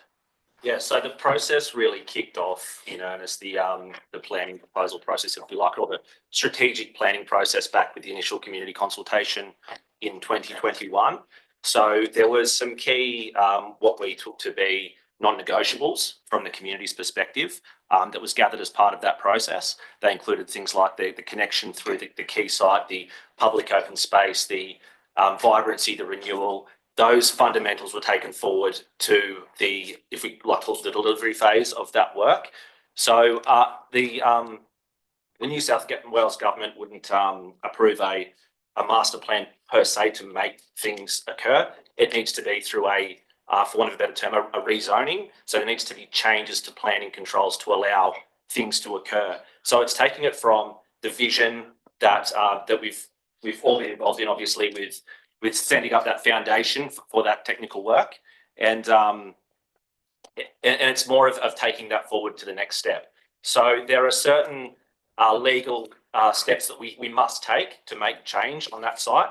They include changing the LEP if we want to achieve the community's vision. It includes revising the development control plan. Those are the technical steps that are required. So we intend to, with any future community consultation, obviously we'll look to do that in plain English terms, but there are specific requirements that we must meet, or else the New South Wales government will not allow the process to continue. And that includes taking all of the consultation and the work that we've done over the years and moving it into a technical process. And the next process, the next step, in that process would be the community consultation formally. Thank you, Kieran. Can I just ask for a clarification on that? Councillor Lane. Yes, you mentioned non-negotiables. Given that the 2021 motion of council was to specifically explore lower height options, why was that not one of the non-negotiables that was taken forward for investigation? Yeah, so that was back in 2021. So as part of our formal technical process, we're required to liaise with the state government. The state government said, once again, talking in basic terms, don't come to us with a proposal that you can't deliver. So that was one of the first hurdles. At the very start of this technical process, we're dealing with something that was perhaps pushing viability back then, and it was on paper at the start of this process unviable. So that was the first challenge in the process. So that we then engaged architects to look at how we distribute massing on the site, how we make sure we stay true to those foundations that we set back in that community consultation, to develop something that we can put back to the community and say, look, we've started with these foundations. These are the technical issues that we must address. And here, as council staff, this is what we've put together, obviously, for council's consideration, and hopefully for for the community to be involved in that process and to continue to have that input. Thank you, councillor Williams. Point of clarification or question? Yeah, question, if I may. You said that it's not viable in what was originally proposed by community and council. How are you familiar with the Woolworths proposal? Woolworths proposal down the road. In right? Yes. Yeah, in Sawdust, opposite Sawdust Hotel. Well, we do try and focus on Gladesville, Hunters Hill. I am aware, obviously as a professional person working in this area, of other proposals. However, we try not to be too ingrained in other projects. We do look at our own feasibility assessments, our own technical specialists, previous community consultation. We do tend to really set ourselves off from that. But I am aware of other developments, yes. So what's being proposed, as I understand it, on the Woolworths side, half a kilometre or more down the street, is basically what we were proposing for the master plan for the whole site, the sort of scale that we all agreed on back in 2021. So why is it viable 500 metres down the road at a scale which we originally conceived and consulted the community on, to now be saying on our parcel of land it's not viable? Are you aware of why there's the I would suggest that the technical reports that were done, the economic studies that were done by Hill PDO, I believe, contemplated all of that. Now, I think it's a bit unfair to throw Kieran in the comparison of that site, but we have done the economic analysis on this side. I would imagine that because that site is a proposal on large format ex-industrial sites, it is a lot cheaper to purchase than a town centre shopping precinct, and therefore it's much more difficult to make a development in the centre of Gladesville within the Hunters Hill LGA viable when something that is, I would probably argue, on the outskirts of what would be considered the town centre, that might drag the gravity up there a little bit. But they're industrial sites at the moment from what I can tell, and the economics are completely different. Well, for me to make a sound decision, I would need to know why the department of being industrial land or whatever. There's residential land there as well, which is incorporated. Councillor, the Hill PDO report is in your pack, the economic study. But it doesn't bring to light the comparison with something that's a much lower scale. The issue at the Gladesville Shopping Village is you've got a major shopping centre to knock down, the cost of that. You've got an income stream coming out of that site that needs to be offset for a period of time. So there's a lot of more additional costs, and that's why we had to go and look at the quantum of yield on the site to get to a point where you could actually afford to reconstruct the shopping centre. If it was just residential and you're just putting that up, you could do it every day. But because you had to knock down the shopping centre and build another one, and you're not going to really get much more income out of that than what you're getting today, that causes a big financial drain on the development, hence why the additional floor space. And it's clear, it's any development site, it's the same. So, in Sydney. Thank you, councillor. Sorry, councillor Lane, you've been very patient. You were going to move an amendment? Yes. Yes. I've provided the general manager with the amendment okay. and an alternative amendment. Just can we pull it up, and forgive me, I don't have my glasses, so this is going to be interesting. Would you like to read out your amendment? Sure. So it's to replace the motion with 1, that council defers consideration of the planning proposal.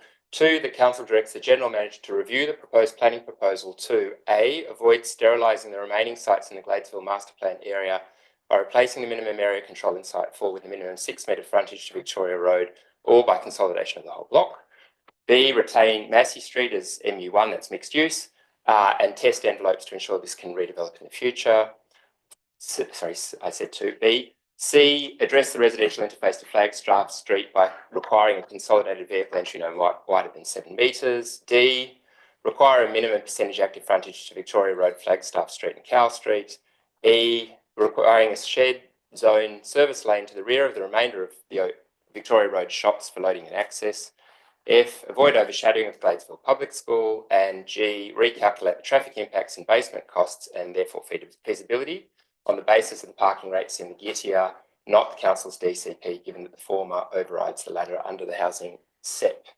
And then the return of the planning proposal to council must A, address all of sites 1 to 4, B, be accompanied by a draft contributions plan or approach to contributions in a form that can be exhibited, C, demonstrate how the site will address affordability, and D, provide a copy of the draft DCP showing how design outcomes will be achieved.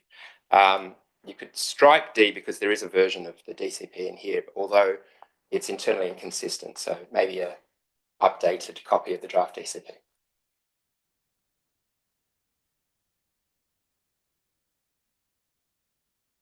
That's your amendment, Councillor? Yes. Seconded? Councillor Williams. Would you wish to speak to the amendment? Yes, thank you. Oh, sorry. Is your amendment supported? I think should be debated. Debated. Thank you, Councillor. Please speak to your motion. Your amendment. Sure.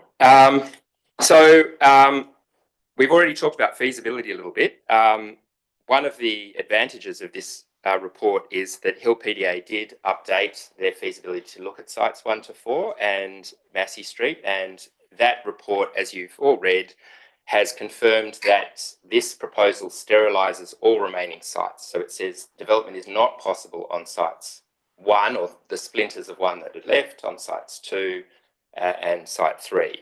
So as Councillor Williams said, either the report is based on some assumptions that are driving up the costs to make all of the sites unfeasible except site 4, or this proposal is sterilising those, and certainly in the case of site 1, by cutting it in half and requiring that land is acquired, that does have the immediate effect of making the 2 remnant sites too small to be developed, as Hill PDA have demonstrated in their report. Now, given that our intent here is to make a 6 metre wide frontage onto Victoria Road, we can be flexible about that and we can require that to happen.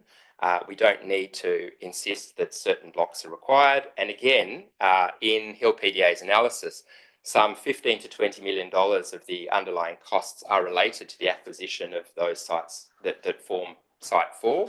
So we've driven up the land acquisition cost. We've also required an extra, as I've said, and we've now heard from Third Eye, higher rates than the SEP requires for residential parking, which drives up the basement costs as well. So the first thing I'm really keen on is that we redo the feasibility and we look at all 4 sites, because if this is genuinely a town centre master plan and not a site-specific planning proposal like it looks like, then we should have alarm bells at getting a report that says that all of the remaining sites are now sterilised. In relation to the other parts, these are really just the practical things that we need to do in a council-led planning proposal. And what I mean by that is there needs to be a benefit, a tangible benefit that we are getting as council out of this development, so that we are doing it and the developer isn't doing it. Otherwise, we're just doing the developer's job for them. That's, from a legal perspective, qui bono, who benefits? And generally speaking, the main benefit that was articulated, as former Councillor Sanderson was talking about, was this 4,000 square metres. One of the red lines that's no longer a red line is that, as is confirmed in the report, this is no longer public open space, but rather publicly accessible private open space in the current proposal. So we are not getting that benefit. That's just, let's call it a podium. So we need to ask, what is the benefit that we're getting out of this town centre redevelopment? And I think that we can all agree that we want to see it redeveloped, but it needs to pass a material threshold as why council is doing it and not the general public. And that's things, as we actually heard from, I thought it was actually beautifully articulated by the speaker from Third Eye, talking about things like residential activation and minimising the impact of surrounding traffic and whatever. And I look at this report and we have things like we identify Flagstaff Street as a major residential interface in the report, but our planning proposal does nothing to address that. In fact, it's buried in as an arrow in the DCP where that loading zone is with very little information. There is a requirement for perhaps 50 or perhaps 70% active frontage, depending on which page of the DCP you read. But again, it's a DCP. We're not obliged. In fact, we can't hold the developer to a DCP, as the department keeps reminding us. So there will be no requirement for active frontage, and I got no reassurance in that speech that we will see it. And so if you wanted to know what this looks like, and I think this has already been raised, Lachlan Line is the model. It's the same height, or I heard slightly shorter. It's got a Coles in it. It's got blank facades to the major roads, and it's got a little, well, in their case, public open space in the middle. So if we want Gladesville to be the Lachlan Line, and we don't want to activate the frontages, ensure that the traffic doesn't all go on Flagstaff Street and annoy those residences, if we want to achieve these things, we need to make sure that the council planning proposal contains those. Now, last time it came to council, I raised all of these issues, and I would have hoped that council would have addressed those when it was last raised, and that we would have had more time than 4 days or a week to read the 600 pages. But since we haven't got that, I think what we need to do is be a bit more instructive, because otherwise this planning proposal, as I think we heard from speakers, will just sort of merrily truck along without any of those controls. And the problem with it being a council-led planning proposal is, unlike a developer-led planning proposal, if we then have a problem with a built form outcome and we ourselves haven't protected ourselves, we actually lose our ability to negotiate.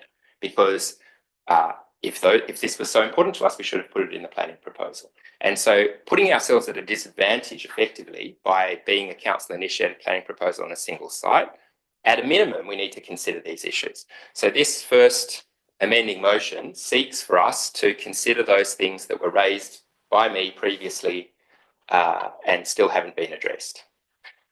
And yes, the Bitsios traffic report is a particular problem, as I think I didn't mention it here, but you know, the fact that it overcooks the parking by 250. If we do want to make this minimise the traffic impacts, we should be looking at maximum parking controls. We should be looking at a cap. We should have done our work. We shouldn't be using excessive parking in our own planning proposal, because that will drive more traffic into the area that's not required.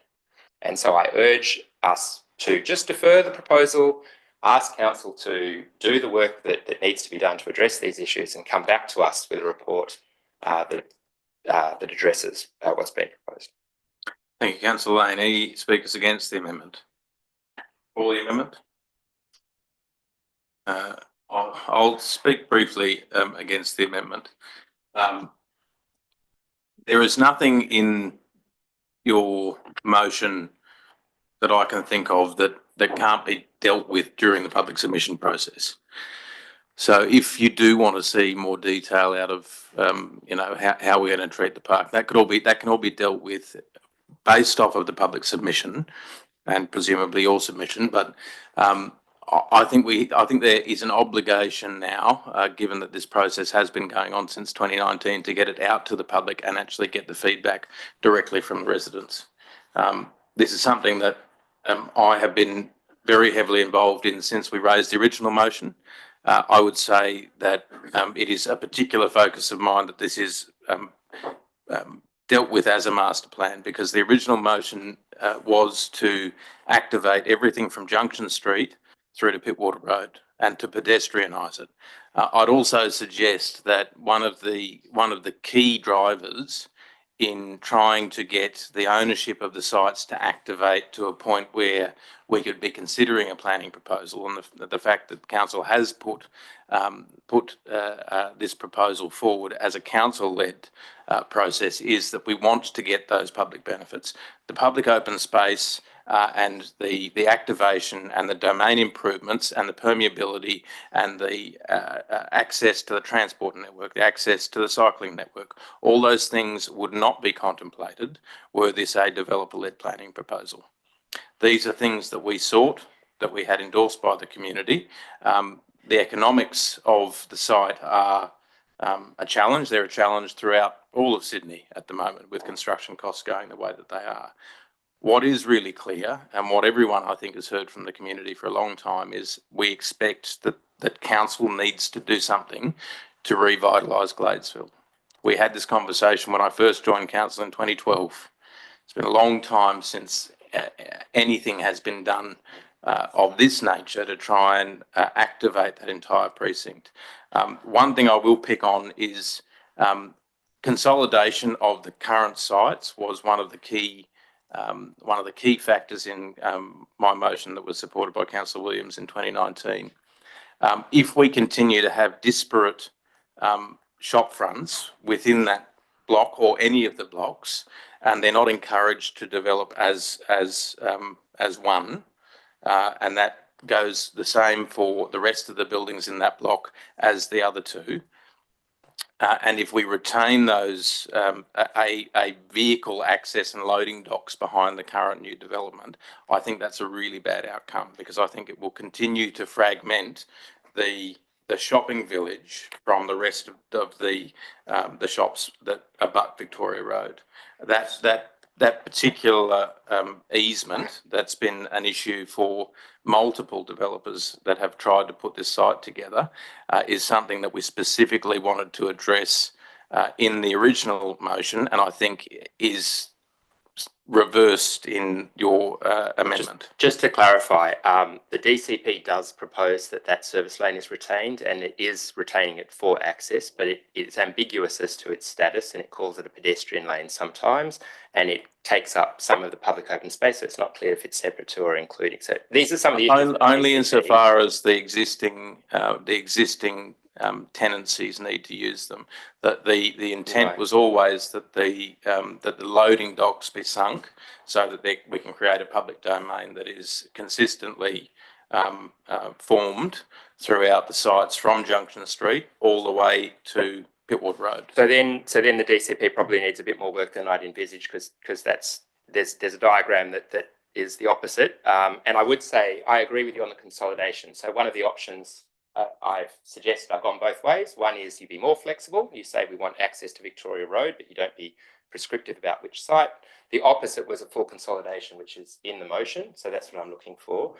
And yeah, I foreshadow an alternative motion to deal with the other points that you raised. I'll get to that later. Thank you, Councillor, for those clarifications. Councillors, any further discussion on the amendment? Councillor Williams. Speaking for the amendment, Mr. Mayor. For the amendment? I think you even made the reference that what we're trying to do here is to provide activation from Junction Street to Pitwood Road. The report on page 44 clearly says that's not the case. It says that both blocks 1, 2 and 3 are not included. So if you don't include those, how are you going to have a coherent precinct that embraces from Junction Street to Pitwood Road, which was originally envisaged? That is a fact. What the other point I'd make is that we're sterilising the rest of the precinct, and that is said in this report very clearly. I can't see how that is in community good or a good outcome for the community to only develop a portion and then make it impossible for any further enhancement in the rest of the precinct area. I don't think that's good planning. I don't think that's what the community expects. And I've always been of the view that we should get the facts right to start with before we go to the community. There's no use putting out something that you're expecting the community is going to have issues or concerns about. When we go to the community, it should clearly address and preempt those concerns. Why would the community have confidence in this process when we went to them in 2021 with what I believe was a reasonable and viable master plan for the whole precinct? They raised issues, they supported the majority of what was being proposed, particularly option 1, and now we've just ignored all that and we've settled on this site-specific planning proposal, which is totally out of context with which our last consultation with the community. So what confidence does the community have that we're listening to them when we've been through a consultation process, got community acceptance, and then totally ignored their desires and expectations and come up with this? So to me, the process is flawed. I do support the amendment because it does give us time to further explore these issues and to get them right. Thank you, Councillor Williams. I will just allow our strategic planner to make some commentary about particularly the sterilisation comment. That wasn't my understanding. It isn't my understanding still of how we're treating this master plan. It certainly is not something I would support if it was. So perhaps Kieran can make some commentary about that. Look, I just, all 4 blocks that were put on public consultation, we obviously got the feedback back in 2021. All of those blocks have been taken forward into this work, into this planning proposal assessment. And it's informed by things like the economic assessment and contamination assessment. The heritage is a massive part of what we've done. So all of those areas have been included in the planning proposal assessment. The relevant... I might also say that the Junction Street Victoria Road intersection is one of the most complicated heritage arrangements that I've ever come across. It's 3 separate listings across a strata of 7. That's by the by, but that's in the reporting. And look, and just with that area as well. So the recommendations, the findings from those specialist reports have been put into the development control plan. That's also included in this package of documentation, and that extends all the way down south, down past Hillcrest, and all the way north to Pittwater as well. So it's a very significant area. It's once again, all of the findings of this process have been rolled into this documentation. There have been some constraints. For example, if we were to significantly increase the development capacity to what may be viable on some sites, to beyond 5:1 floor space ratio, that's significantly higher than what's proposed for the key site or the coal site.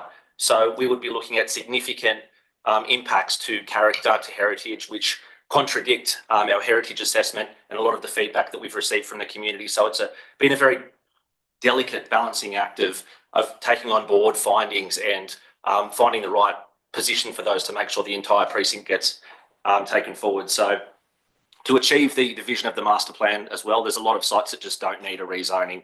The development controls already permit what's envisioned in the master plan.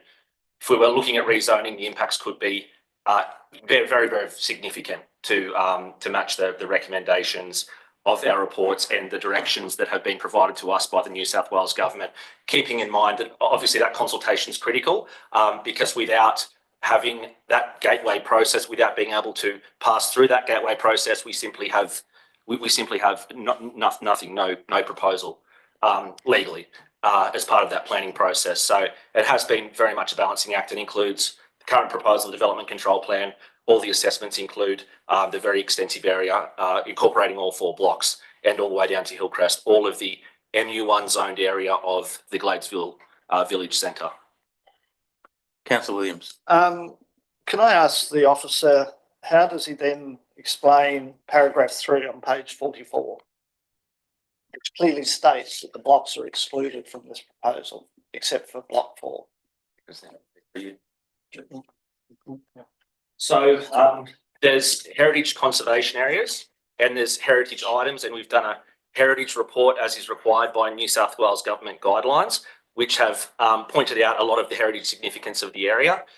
We've got an economic report that says if you are to make certain small sites, not all of them require changes to the LEP, but certain small sites, if you were to bring those to a point that are viable, to a point that the state government will accept, you'll be looking at a 5:1 FSR, which is significantly higher than the key site. Effectively, we could be looking at creating somewhat of a wall of development along Victoria Road, which we didn't think matched what the community had said back in 2021. So once again, it's just that balancing act.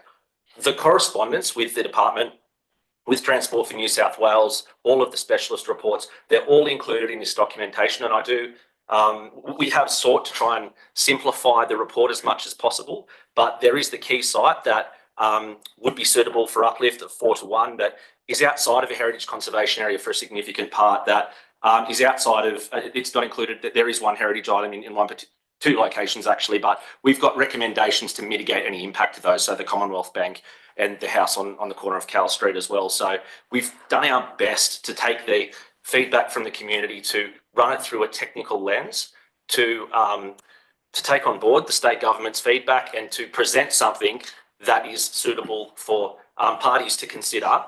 And certainly if there's any feedback that requires further analysis, obviously that will form part of that process. Thank you, Kieran. Councillors, any further discussion on the amendment? Lane?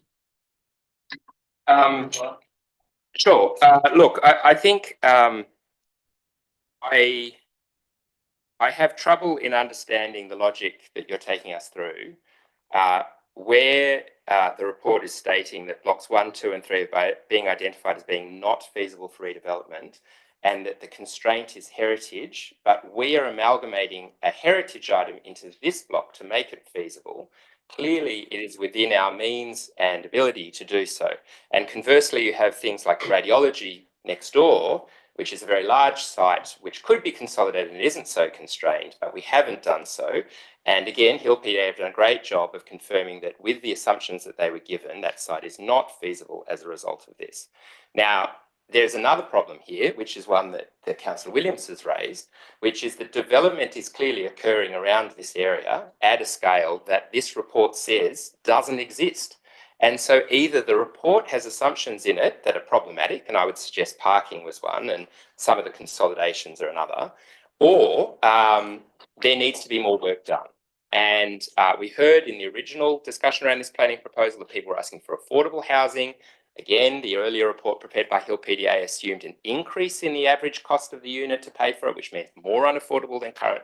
We haven't really resolved any of these issues. We haven't explored the lower height option in order to rule it out. Now, all we needed to do to honour the October 2021 resolution was explore it. We didn't. We just didn't do what the motion required. We haven't seemed to look at these other sites and figured out, would block 1 be viable if we kept it in single ownership, or would it be better to consolidate 1 and 4 together so that we weren't sterilising these parcels? So clearly there are questions to be answered.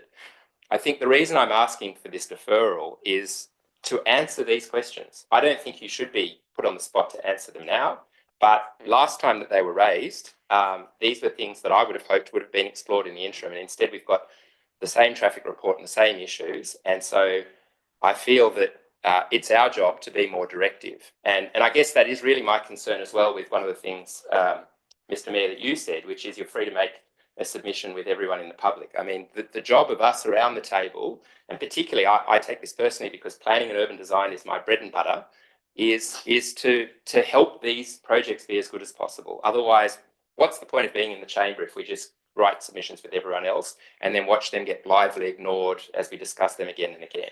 And so all we're asking for is that you look at the issues that Hill PDA themselves have raised.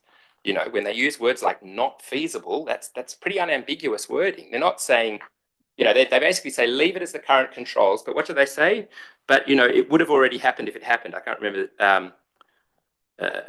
It can be noted that the existing LAP provisions already facilitate most development outcomes envisaged if they were to be feasible. So they basically said, or sorry, that's probably your language, but they've basically said it's not feasible and it won't be feasible, but we're not going to fix it. And that seems to be, if we genuinely want a town centre master plan, and, you know, we're calling it a town centre master plan, even though it looks like a site-specific planning proposal, then we need to resolve a key issue of feasibility. That's just not good economic sense. And, you know, I know Councillor Vergara was talking about economics. I'd love her to talk about the economic sense of sterilising Block 1. I just would like you to take it away, address the issues that are obviously in front of us, and then come back once they've been addressed. Thank you, Councillor Lane. I'll now put the amendment. All those in favour? Against? That is lost. Any discussion on the original motion as put? Yes, Councillor Lane. As I said, I foreshadowed another motion, which I'd like to discuss. Yes.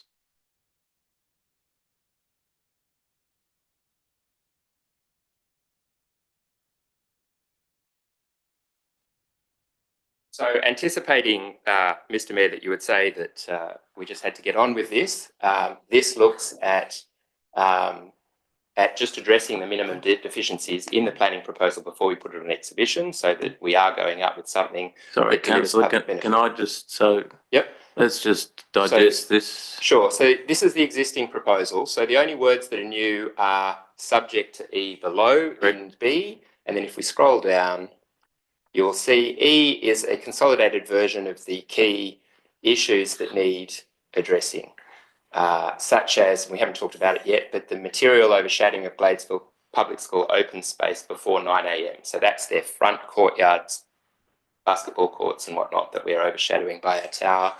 That was one of the things that the department specifically asked for comment on. Sorry, councillors, is the amendment seconded? It's a foreshadowing motion, isn't it? It's foreshadowed motion, yeah. Foreshadowed motion, sorry. So foreshadowed motion, and it's just those items in E. Yes. Which is consideration of E, that one, replace minimum area control in site 4 with a minimum 6 metre frontage to Victoria Road. 2, add a requirement that the developer demonstrates using concept envelopes how the remainder of the block can be developed. 3, maintain Massey Street as MU1. 4, require a consolidated vehicle entry no wider than 7 metres on Flagstaff. 5, require 70% active frontage on Victoria Road, Flagstaff Street and Cow Street. 6, require a 6 metre wide shared zone service lane to the rear of the remainder of the Victoria Road shops for loading and access. And 7, require the development demonstrates it does not materially overshadow Gladesville Public School. Thank you. We'll go back into debate on the motion. Councillors, any speakers for the motion? Against the motion? Against the motion. Lane. Yeah. So the motion as it currently is to go ahead has significant flaws. We've already discussed most of those flaws, but I just wanted to draw your attention to a couple that we haven't yet discussed. So the department was very concerned that Massey Street was also isolated as a result of the planning proposal and asked us to specifically address Massey Street.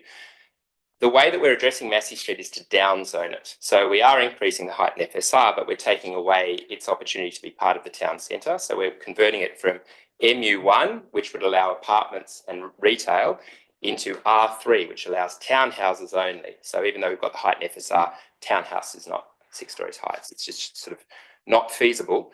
I think we need to think about that. This is almost like, you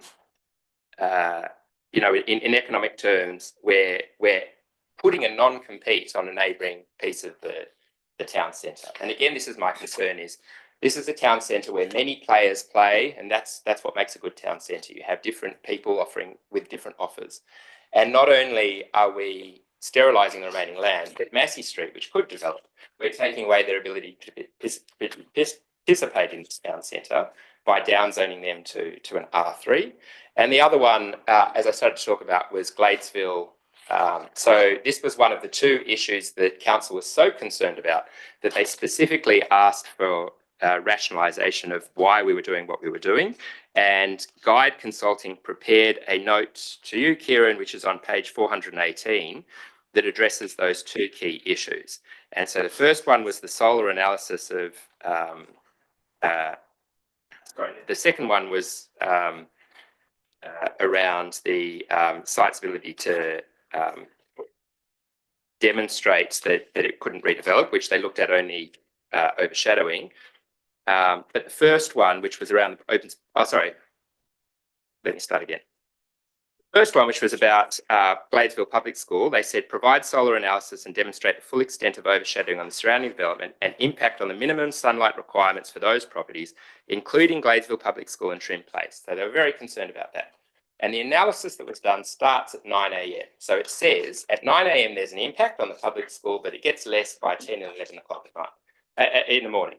Now, the problem with that is that the public school, or the open space of the public school, is not used from 9 o'clock to 11 o'clock. It's used from 8:30 to 9 o'clock, and then it's used for recess and lunch. So they didn't do the analysis, but even the analysis they did do shows that before school, their major public space will now be overshadowed. So we've actually confirmed in the affirmative that our current planning proposal will do the thing that the DeFi is most concerned about. And that's just a flaw with the plan that we haven't addressed. Then they say, we've noted you've got these two public open spaces, and that's great. One of the two public open spaces has great sunlight. The other public open space has almost no sunlight. It's self-shadowed by the large buildings, and we have a concern with that as well. And again, what we did is we said, well, cumulatively, because one's really sunny and one's really shady, that's okay. We meet minimum threshold. What we haven't actually done is this grand public square that we're talking about in the middle, as shown by Guide's own work, will be overshadowed more than 50%. So its north and its east side will be overshadowed, and its west side will be this laneway, pedestrian path, whatever it is, more than 50%. So, you know, this is just a bad outcome, an obviously bad outcome from a design perspective. And it's such a bad outcome that the department has asked us to work on it. And what we've done instead is what we always do, which is just justify why we're not going to change anything. And so I would like to suggest that if we go ahead without at least addressing the minimum things that are wrong with the development, what we're doing is we're just enshrining a bad outcome. And I thought it was a great suggestion that we heard from one of the speakers to say we really should have a design review panel or design excellence. I haven't covered any of that in this motion, unfortunately, but you know, what are the safeguards that these kinds of bad outcomes that we can already see in our report won't happen? And so I think it behooves us as the councillors who want to put the best foot forward for our own planning proposal, not to put something forward that we know is flawed, that we already have letters to council explaining that DeFi is really concerned with what we're doing, and just blithely going ahead with it. And so my foreshadowed motion addresses the bare minimum of what I can see needs to be done. I wish it went further, but you know, in this climate, I think at the very least we just need to fix up the big flaws. And so I urge you not to approve a bad outcome that will sterilise the remaining sites of Gladesville Master Plan. Thank you, Councillor Lane. Councillors, any further discussion for the motion? Against the motion? You've got right of reply, Councillor. Any further discussion? If not, Councillor Vergara. Right of reply. Just so much information here. The guide report actually says there's any shadow cast on these localities, which is the Gladesville Public School and Trim Place, only occurs between the hours of 9 and 10. Detailed shadow and sun diagrams being prepared at 50-minute intervals in those times only. My guys. Because they haven't done the analysis. Councillor Vergara. So it's the guide report actually addresses the department's concerns about solar access with that report. Look, at the moment, the site is sterile. The whole site. It's a disgrace. It's an embarrassment. No one shops there. No one wants to go there. So we're at risk of not it becoming sterile. It is sterile. We're at risk of it becoming toxic, and then something either never going there or something monstrous going there. Something needs to happen. And we're not at the point where they're turning shovels tomorrow. There's still a process for community consultation, and this stuff can be worked through. But we've been doing this for years and years and years and years and years. We have to get on with it. So let's take this step. Let's deal with all of the information. Let's deal with the submissions and make it good. But doing nothing will not make it good. It'll just be nothing. So I'm voting for this motion. Thank you, Councillor Vergara. I'll put the motion. All those in favour? Against? That is carried with the dissent of Councillor Williams and Lane. Councillors, we move to item 4.3, Quarterly Budget Review Statement, December 2025. Is there a mover? Yeah. Moved. Councillor Williams, seconded. Councillor Prieston, you put your hand up. Oh, yeah. Any discussion? What are we talking about? The Quarterly Budget Review Statement for December 2025. Any discussion? If not, I'll put the motion. All those in favour? Against? That is carried with the dissent of Councillor Lane. Item 4.4, we have a speaker to this item, Mr. Chris Pesser. Chris, I'm sorry that we kept you waiting this long. Oh, no, that's okay. Thanks very much for having me. It's on the agenda. Basically, I live at a premises in Gladesville. Adjacent to my premises, there's a stormwater drain. And I've got a drain that connects from in front of my garage to the stormwater drain. And there's been a series of floodings over the past years. I've first made contact with Mr. Cutter back in 2024, and he suggested that an upgrade of the stormwater drain will be likely likely be delivered in the next financial year, and I'll keep you informed. That was in February 2024. I waited a good year. Then I tried to make contact with the engineering department again. I was made in contact with Nick Tobin, who came around and inspected the premises. And then I was told that there was going to be a detailed report coming out, which I haven't received. A few months ago, Mr. Merlin came by and inspected the premises as well. And he was of the opinion that, given your land, that the council is, or I'm not totally no details about the law, but the council is allowed to discharge stormwater water onto my premises, and that was deemed to be okay, and that was the end of the matter. I just feel that that's a bit unfair. I think there's the stormwater drain is contributing to the flooding, and I don't think it's beyond what's kind of acceptable for the land itself, is my feeling. It's potentially causing some structural damage to my house, and I'm just sort of urging the council to assist me in finding ways of remedying the solution or minimising further episodes of flooding. Thank you, Chris. I might just give the General Manager the opportunity to address the concerns you've raised. Yeah, thanks, Mr. Mayor. Look, I have been on site, a number of staff have been on site. This property is right in the ditch of a catchment area. Yes, there's a pipe that runs from there.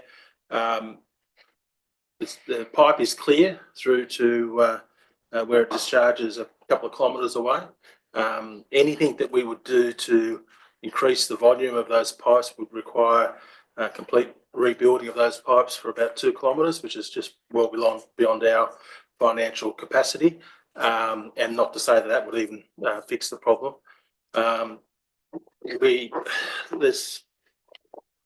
property dips in, so everything flows into your garage, and I'm not certain how what we can do to actually rectify that, whether it's something that needs to happen with the next rebuild of the house.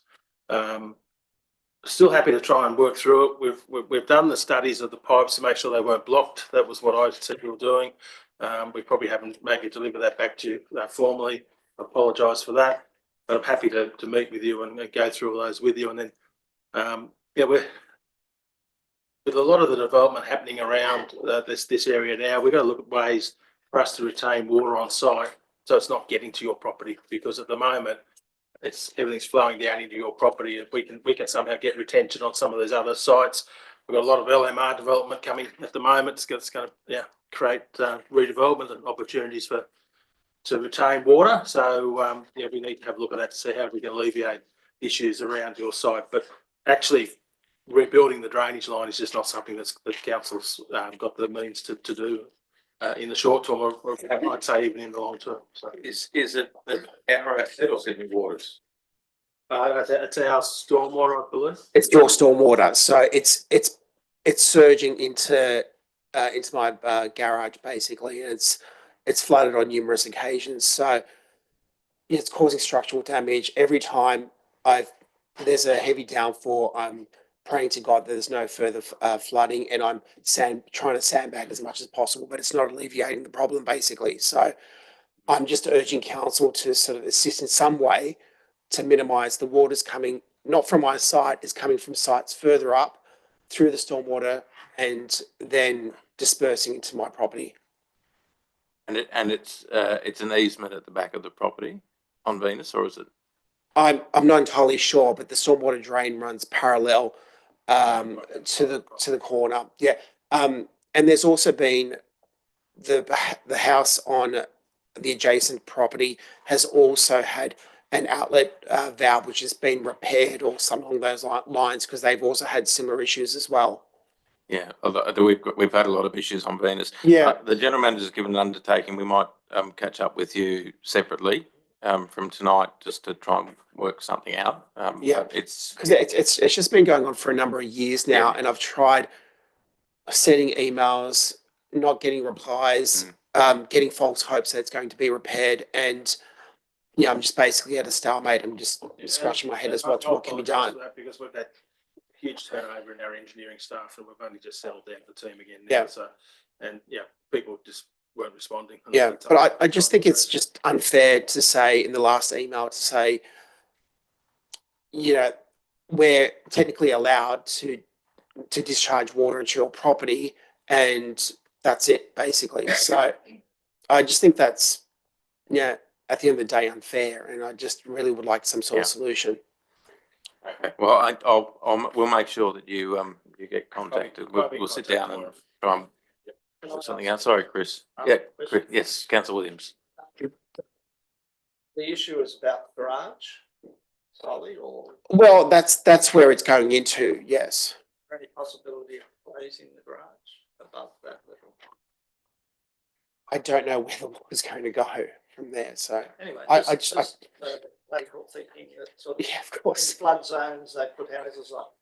But I understand that the position of the property, but I think the amount of flooding is over what would be deemed normal for that area. Basically, if it hasn't been for the stormwater drain, and it's not been for the discharges from the stormwater drain.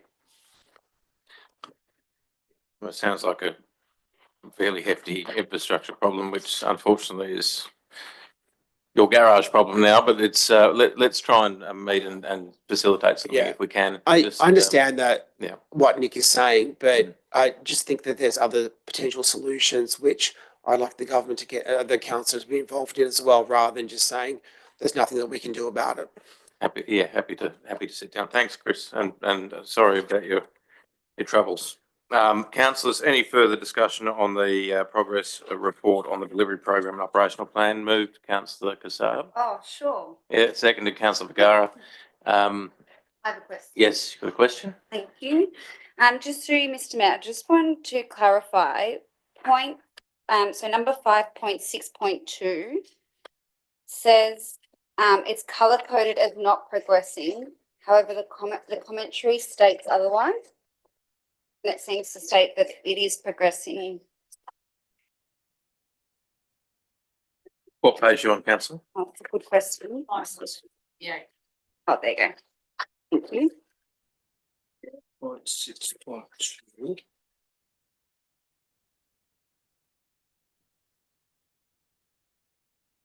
Colin Barham.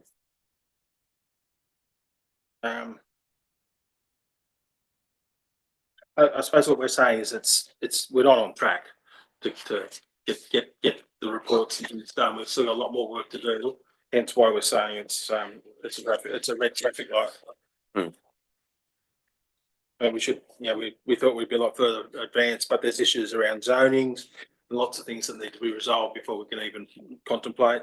We also need to get ourselves a cemeteries license to be able to do it. And normally you only get those when you've got both burial and the walls.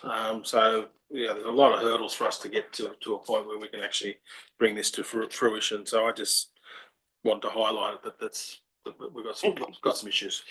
Okay, cool. And thank you.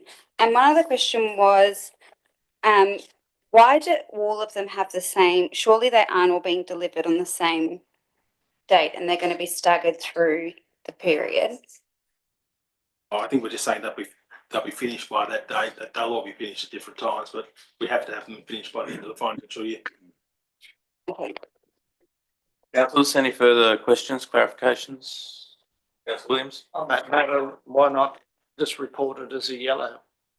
The Colin Barham. Yeah, because it says there we're not progressing, so that means it's dead. Well, it's dead. It's dead. Yeah, Anyway, yes. Well, we can amend that. Thank you. Councillors, any further discussion on this item? If not, I'll put the motion. All those in favour? Against? That is carried unanimously. Item 4.5. Oh, sorry, councillors. Can I just get an understanding of which items, if any, councillors would like to speak to? 4.8 and 4.9. 8 and 9. Is that it, councillors?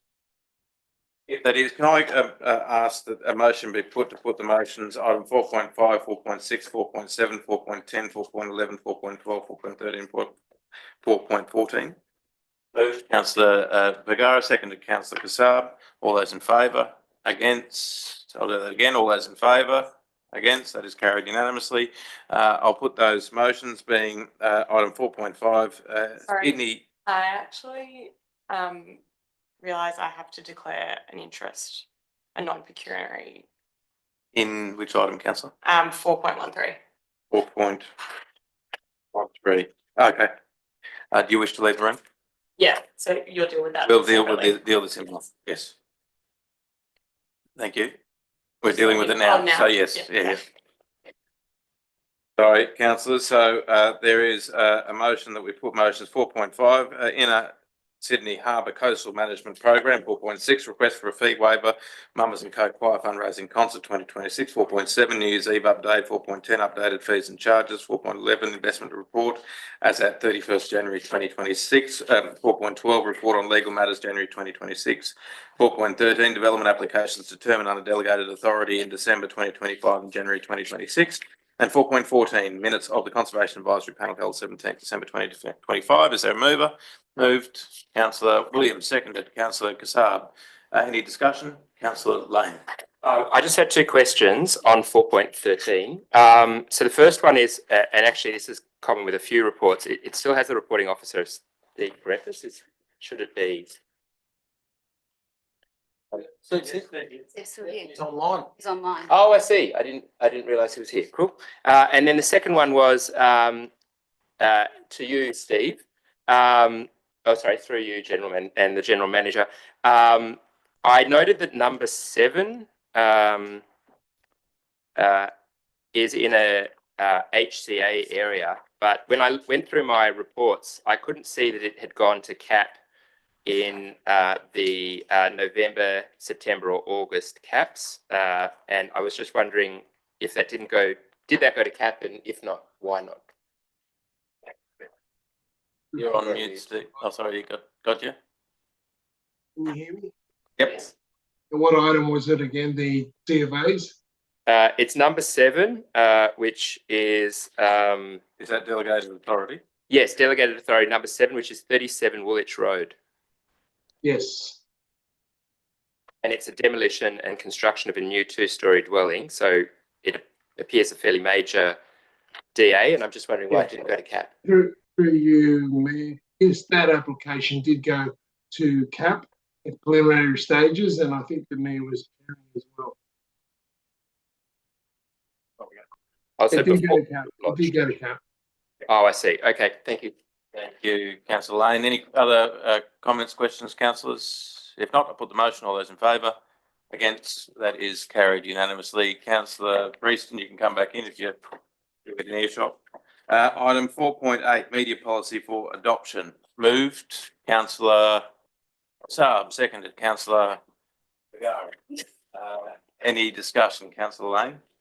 Yes, I just wanted to move a fairly minor amendment, I hope.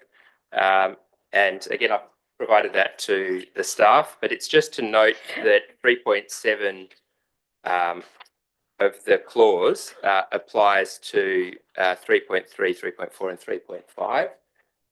The reason for that is there are rules around engaging with the media that are listed in 3.7, but just the way that it's formatted, it doesn't make it clear that that would still apply to the mayor and the deputy mayor as the council spokesperson. It's just things like ensuring public commentary upholds the reputation and integrity, etc., accurately representing the policies and decisions of council, and so forth, as you can read. Sorry, councillor, I'm not following you. The page 587. Yeah, on page 587, there's a clause 3.6 referring to that councillors are free to express their personal views, followed by a general clause 3.7, which refers to the manner in which councillors should address the media. And those are general principles like being accurate. And so Just wanted to avoid the misapprehension that that didn't apply to 3.3 to 3.5, which otherwise it just says other spokespeople. Are you trying to say that as the principal spokesperson of the council that I should not represent the views of the council? No, that you shouldn't, that you should uphold the reputation, integrity and effectiveness and so forth. It says unless authorised to do so, and you're authorised by 3.3. So 3.7A still applies. The issue is C, D, E and F, which is about the manner in which that occurs. To the councillors, C, D and F. All applies to councillors, and the mayor is a Yes. councillor and the deputy mayor is a councillor. Yes. And 3.5 says you can delegate to other councillors. Yes. So 3.7 applies. Yes. You don't need the clarity. Very, very clear. I'm glad. I was just looking for the clarity, but I'm glad you agree that it applies. I just thought we should state it to avoid any ambiguity. I'm failing to see the intent of this, councillor. What's the purpose? You are councillor, so you're covered. I am covered. Yeah. What is the purpose? Yeah, I think we're all in furious agreement that it applies. It's just because of the formatting of the document under a separate provision. I thought that it may appear that 3.3 to 3.5 under a different heading, it doesn't apply. Look, I said it's a minor amendment. If you don't want it, we all agree it applies anyway. It's not a big issue if you don't want to amend it. You happy to withdraw? Sure. Thank you. Councillors, we'll put them. Any further debate? No, we're not. We're on full front. If not, I'll put the motion. All those in favour? Against? That is carried unanimously. Item 4.9. Usually I'm going too fast for all of you. 4.9, social media policy for adoption. Councillors, moved. Councillor Kassab, seconded. Councillor Denise Sleeman. Any discussion? Councillor Lanes. Again, I propose an amendment, and that's been provided. This is to add two material clauses, which I've numbered 2.15 and 2.16. This social media policy that I was told I wasn't adhering to previously has now been written, and I find that it is fairly targeted not at council but at councillors, and as a result it doesn't actually say anything around what council needs to do. It only sort of talks about the reverse. And so these are two things that are particularly concerning to me that I'd like addressed in the social media policy. So the first one is that council social media must provide impartial information in respect of councillors, events and related matters. And it gives some examples. So not promoting a political party event as a council event, clarifying ambiguous language through specific disclosure, and avoiding imputing decisions of council as a whole to an individual. We've had examples of events that appeared to be council events that weren't council events, and I don't want to see that happen again. And the second one, which is community focus, is around how we communicate in our social media. So our social media is pretty heavy on faces rather than places, and I would like to see the council give preference to photographs of the matter to which the post relates.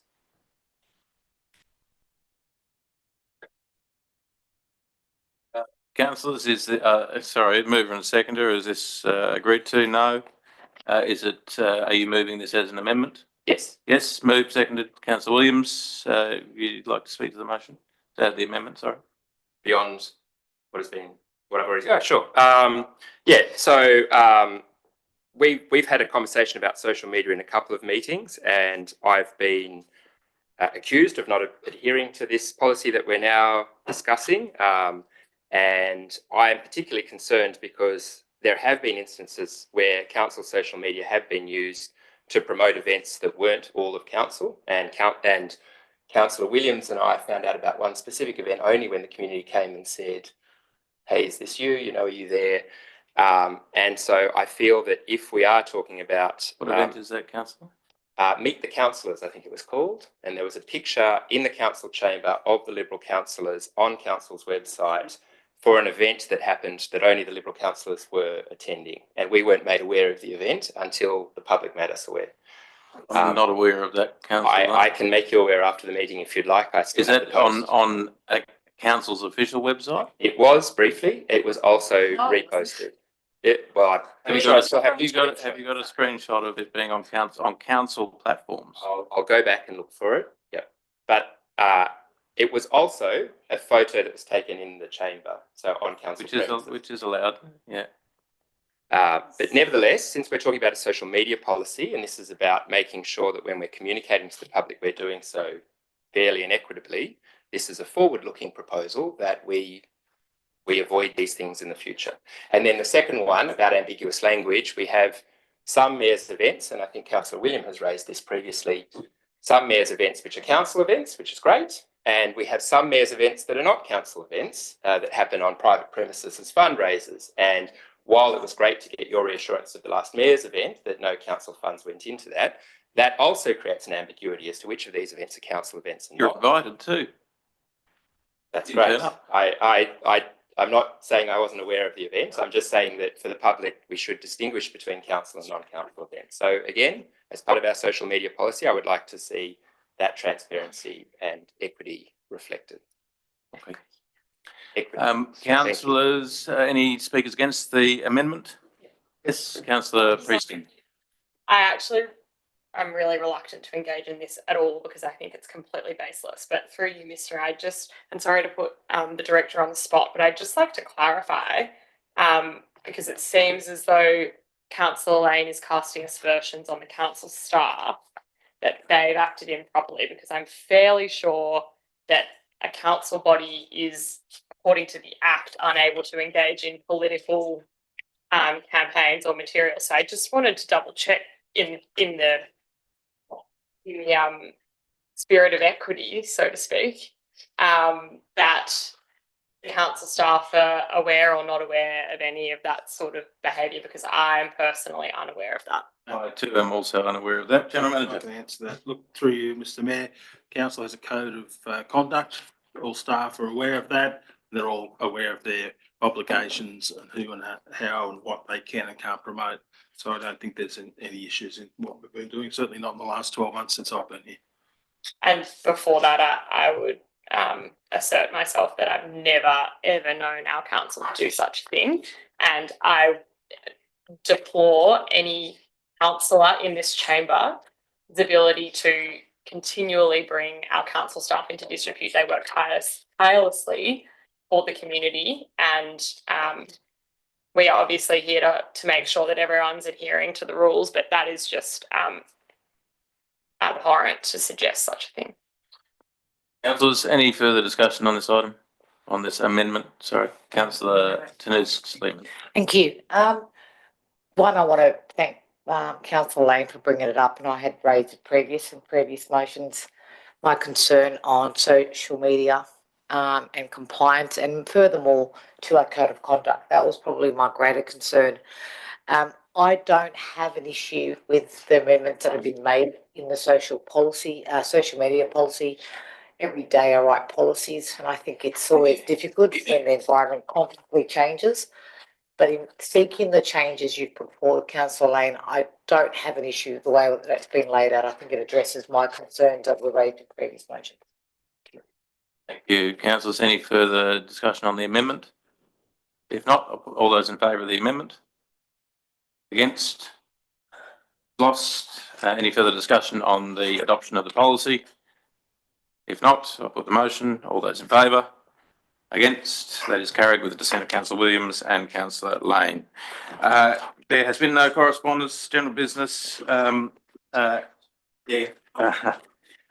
did want to note that Steve Carepis, who is our very long-serving head of the Department of Planning here at Hunters Hill Council, will be retiring fairly soon.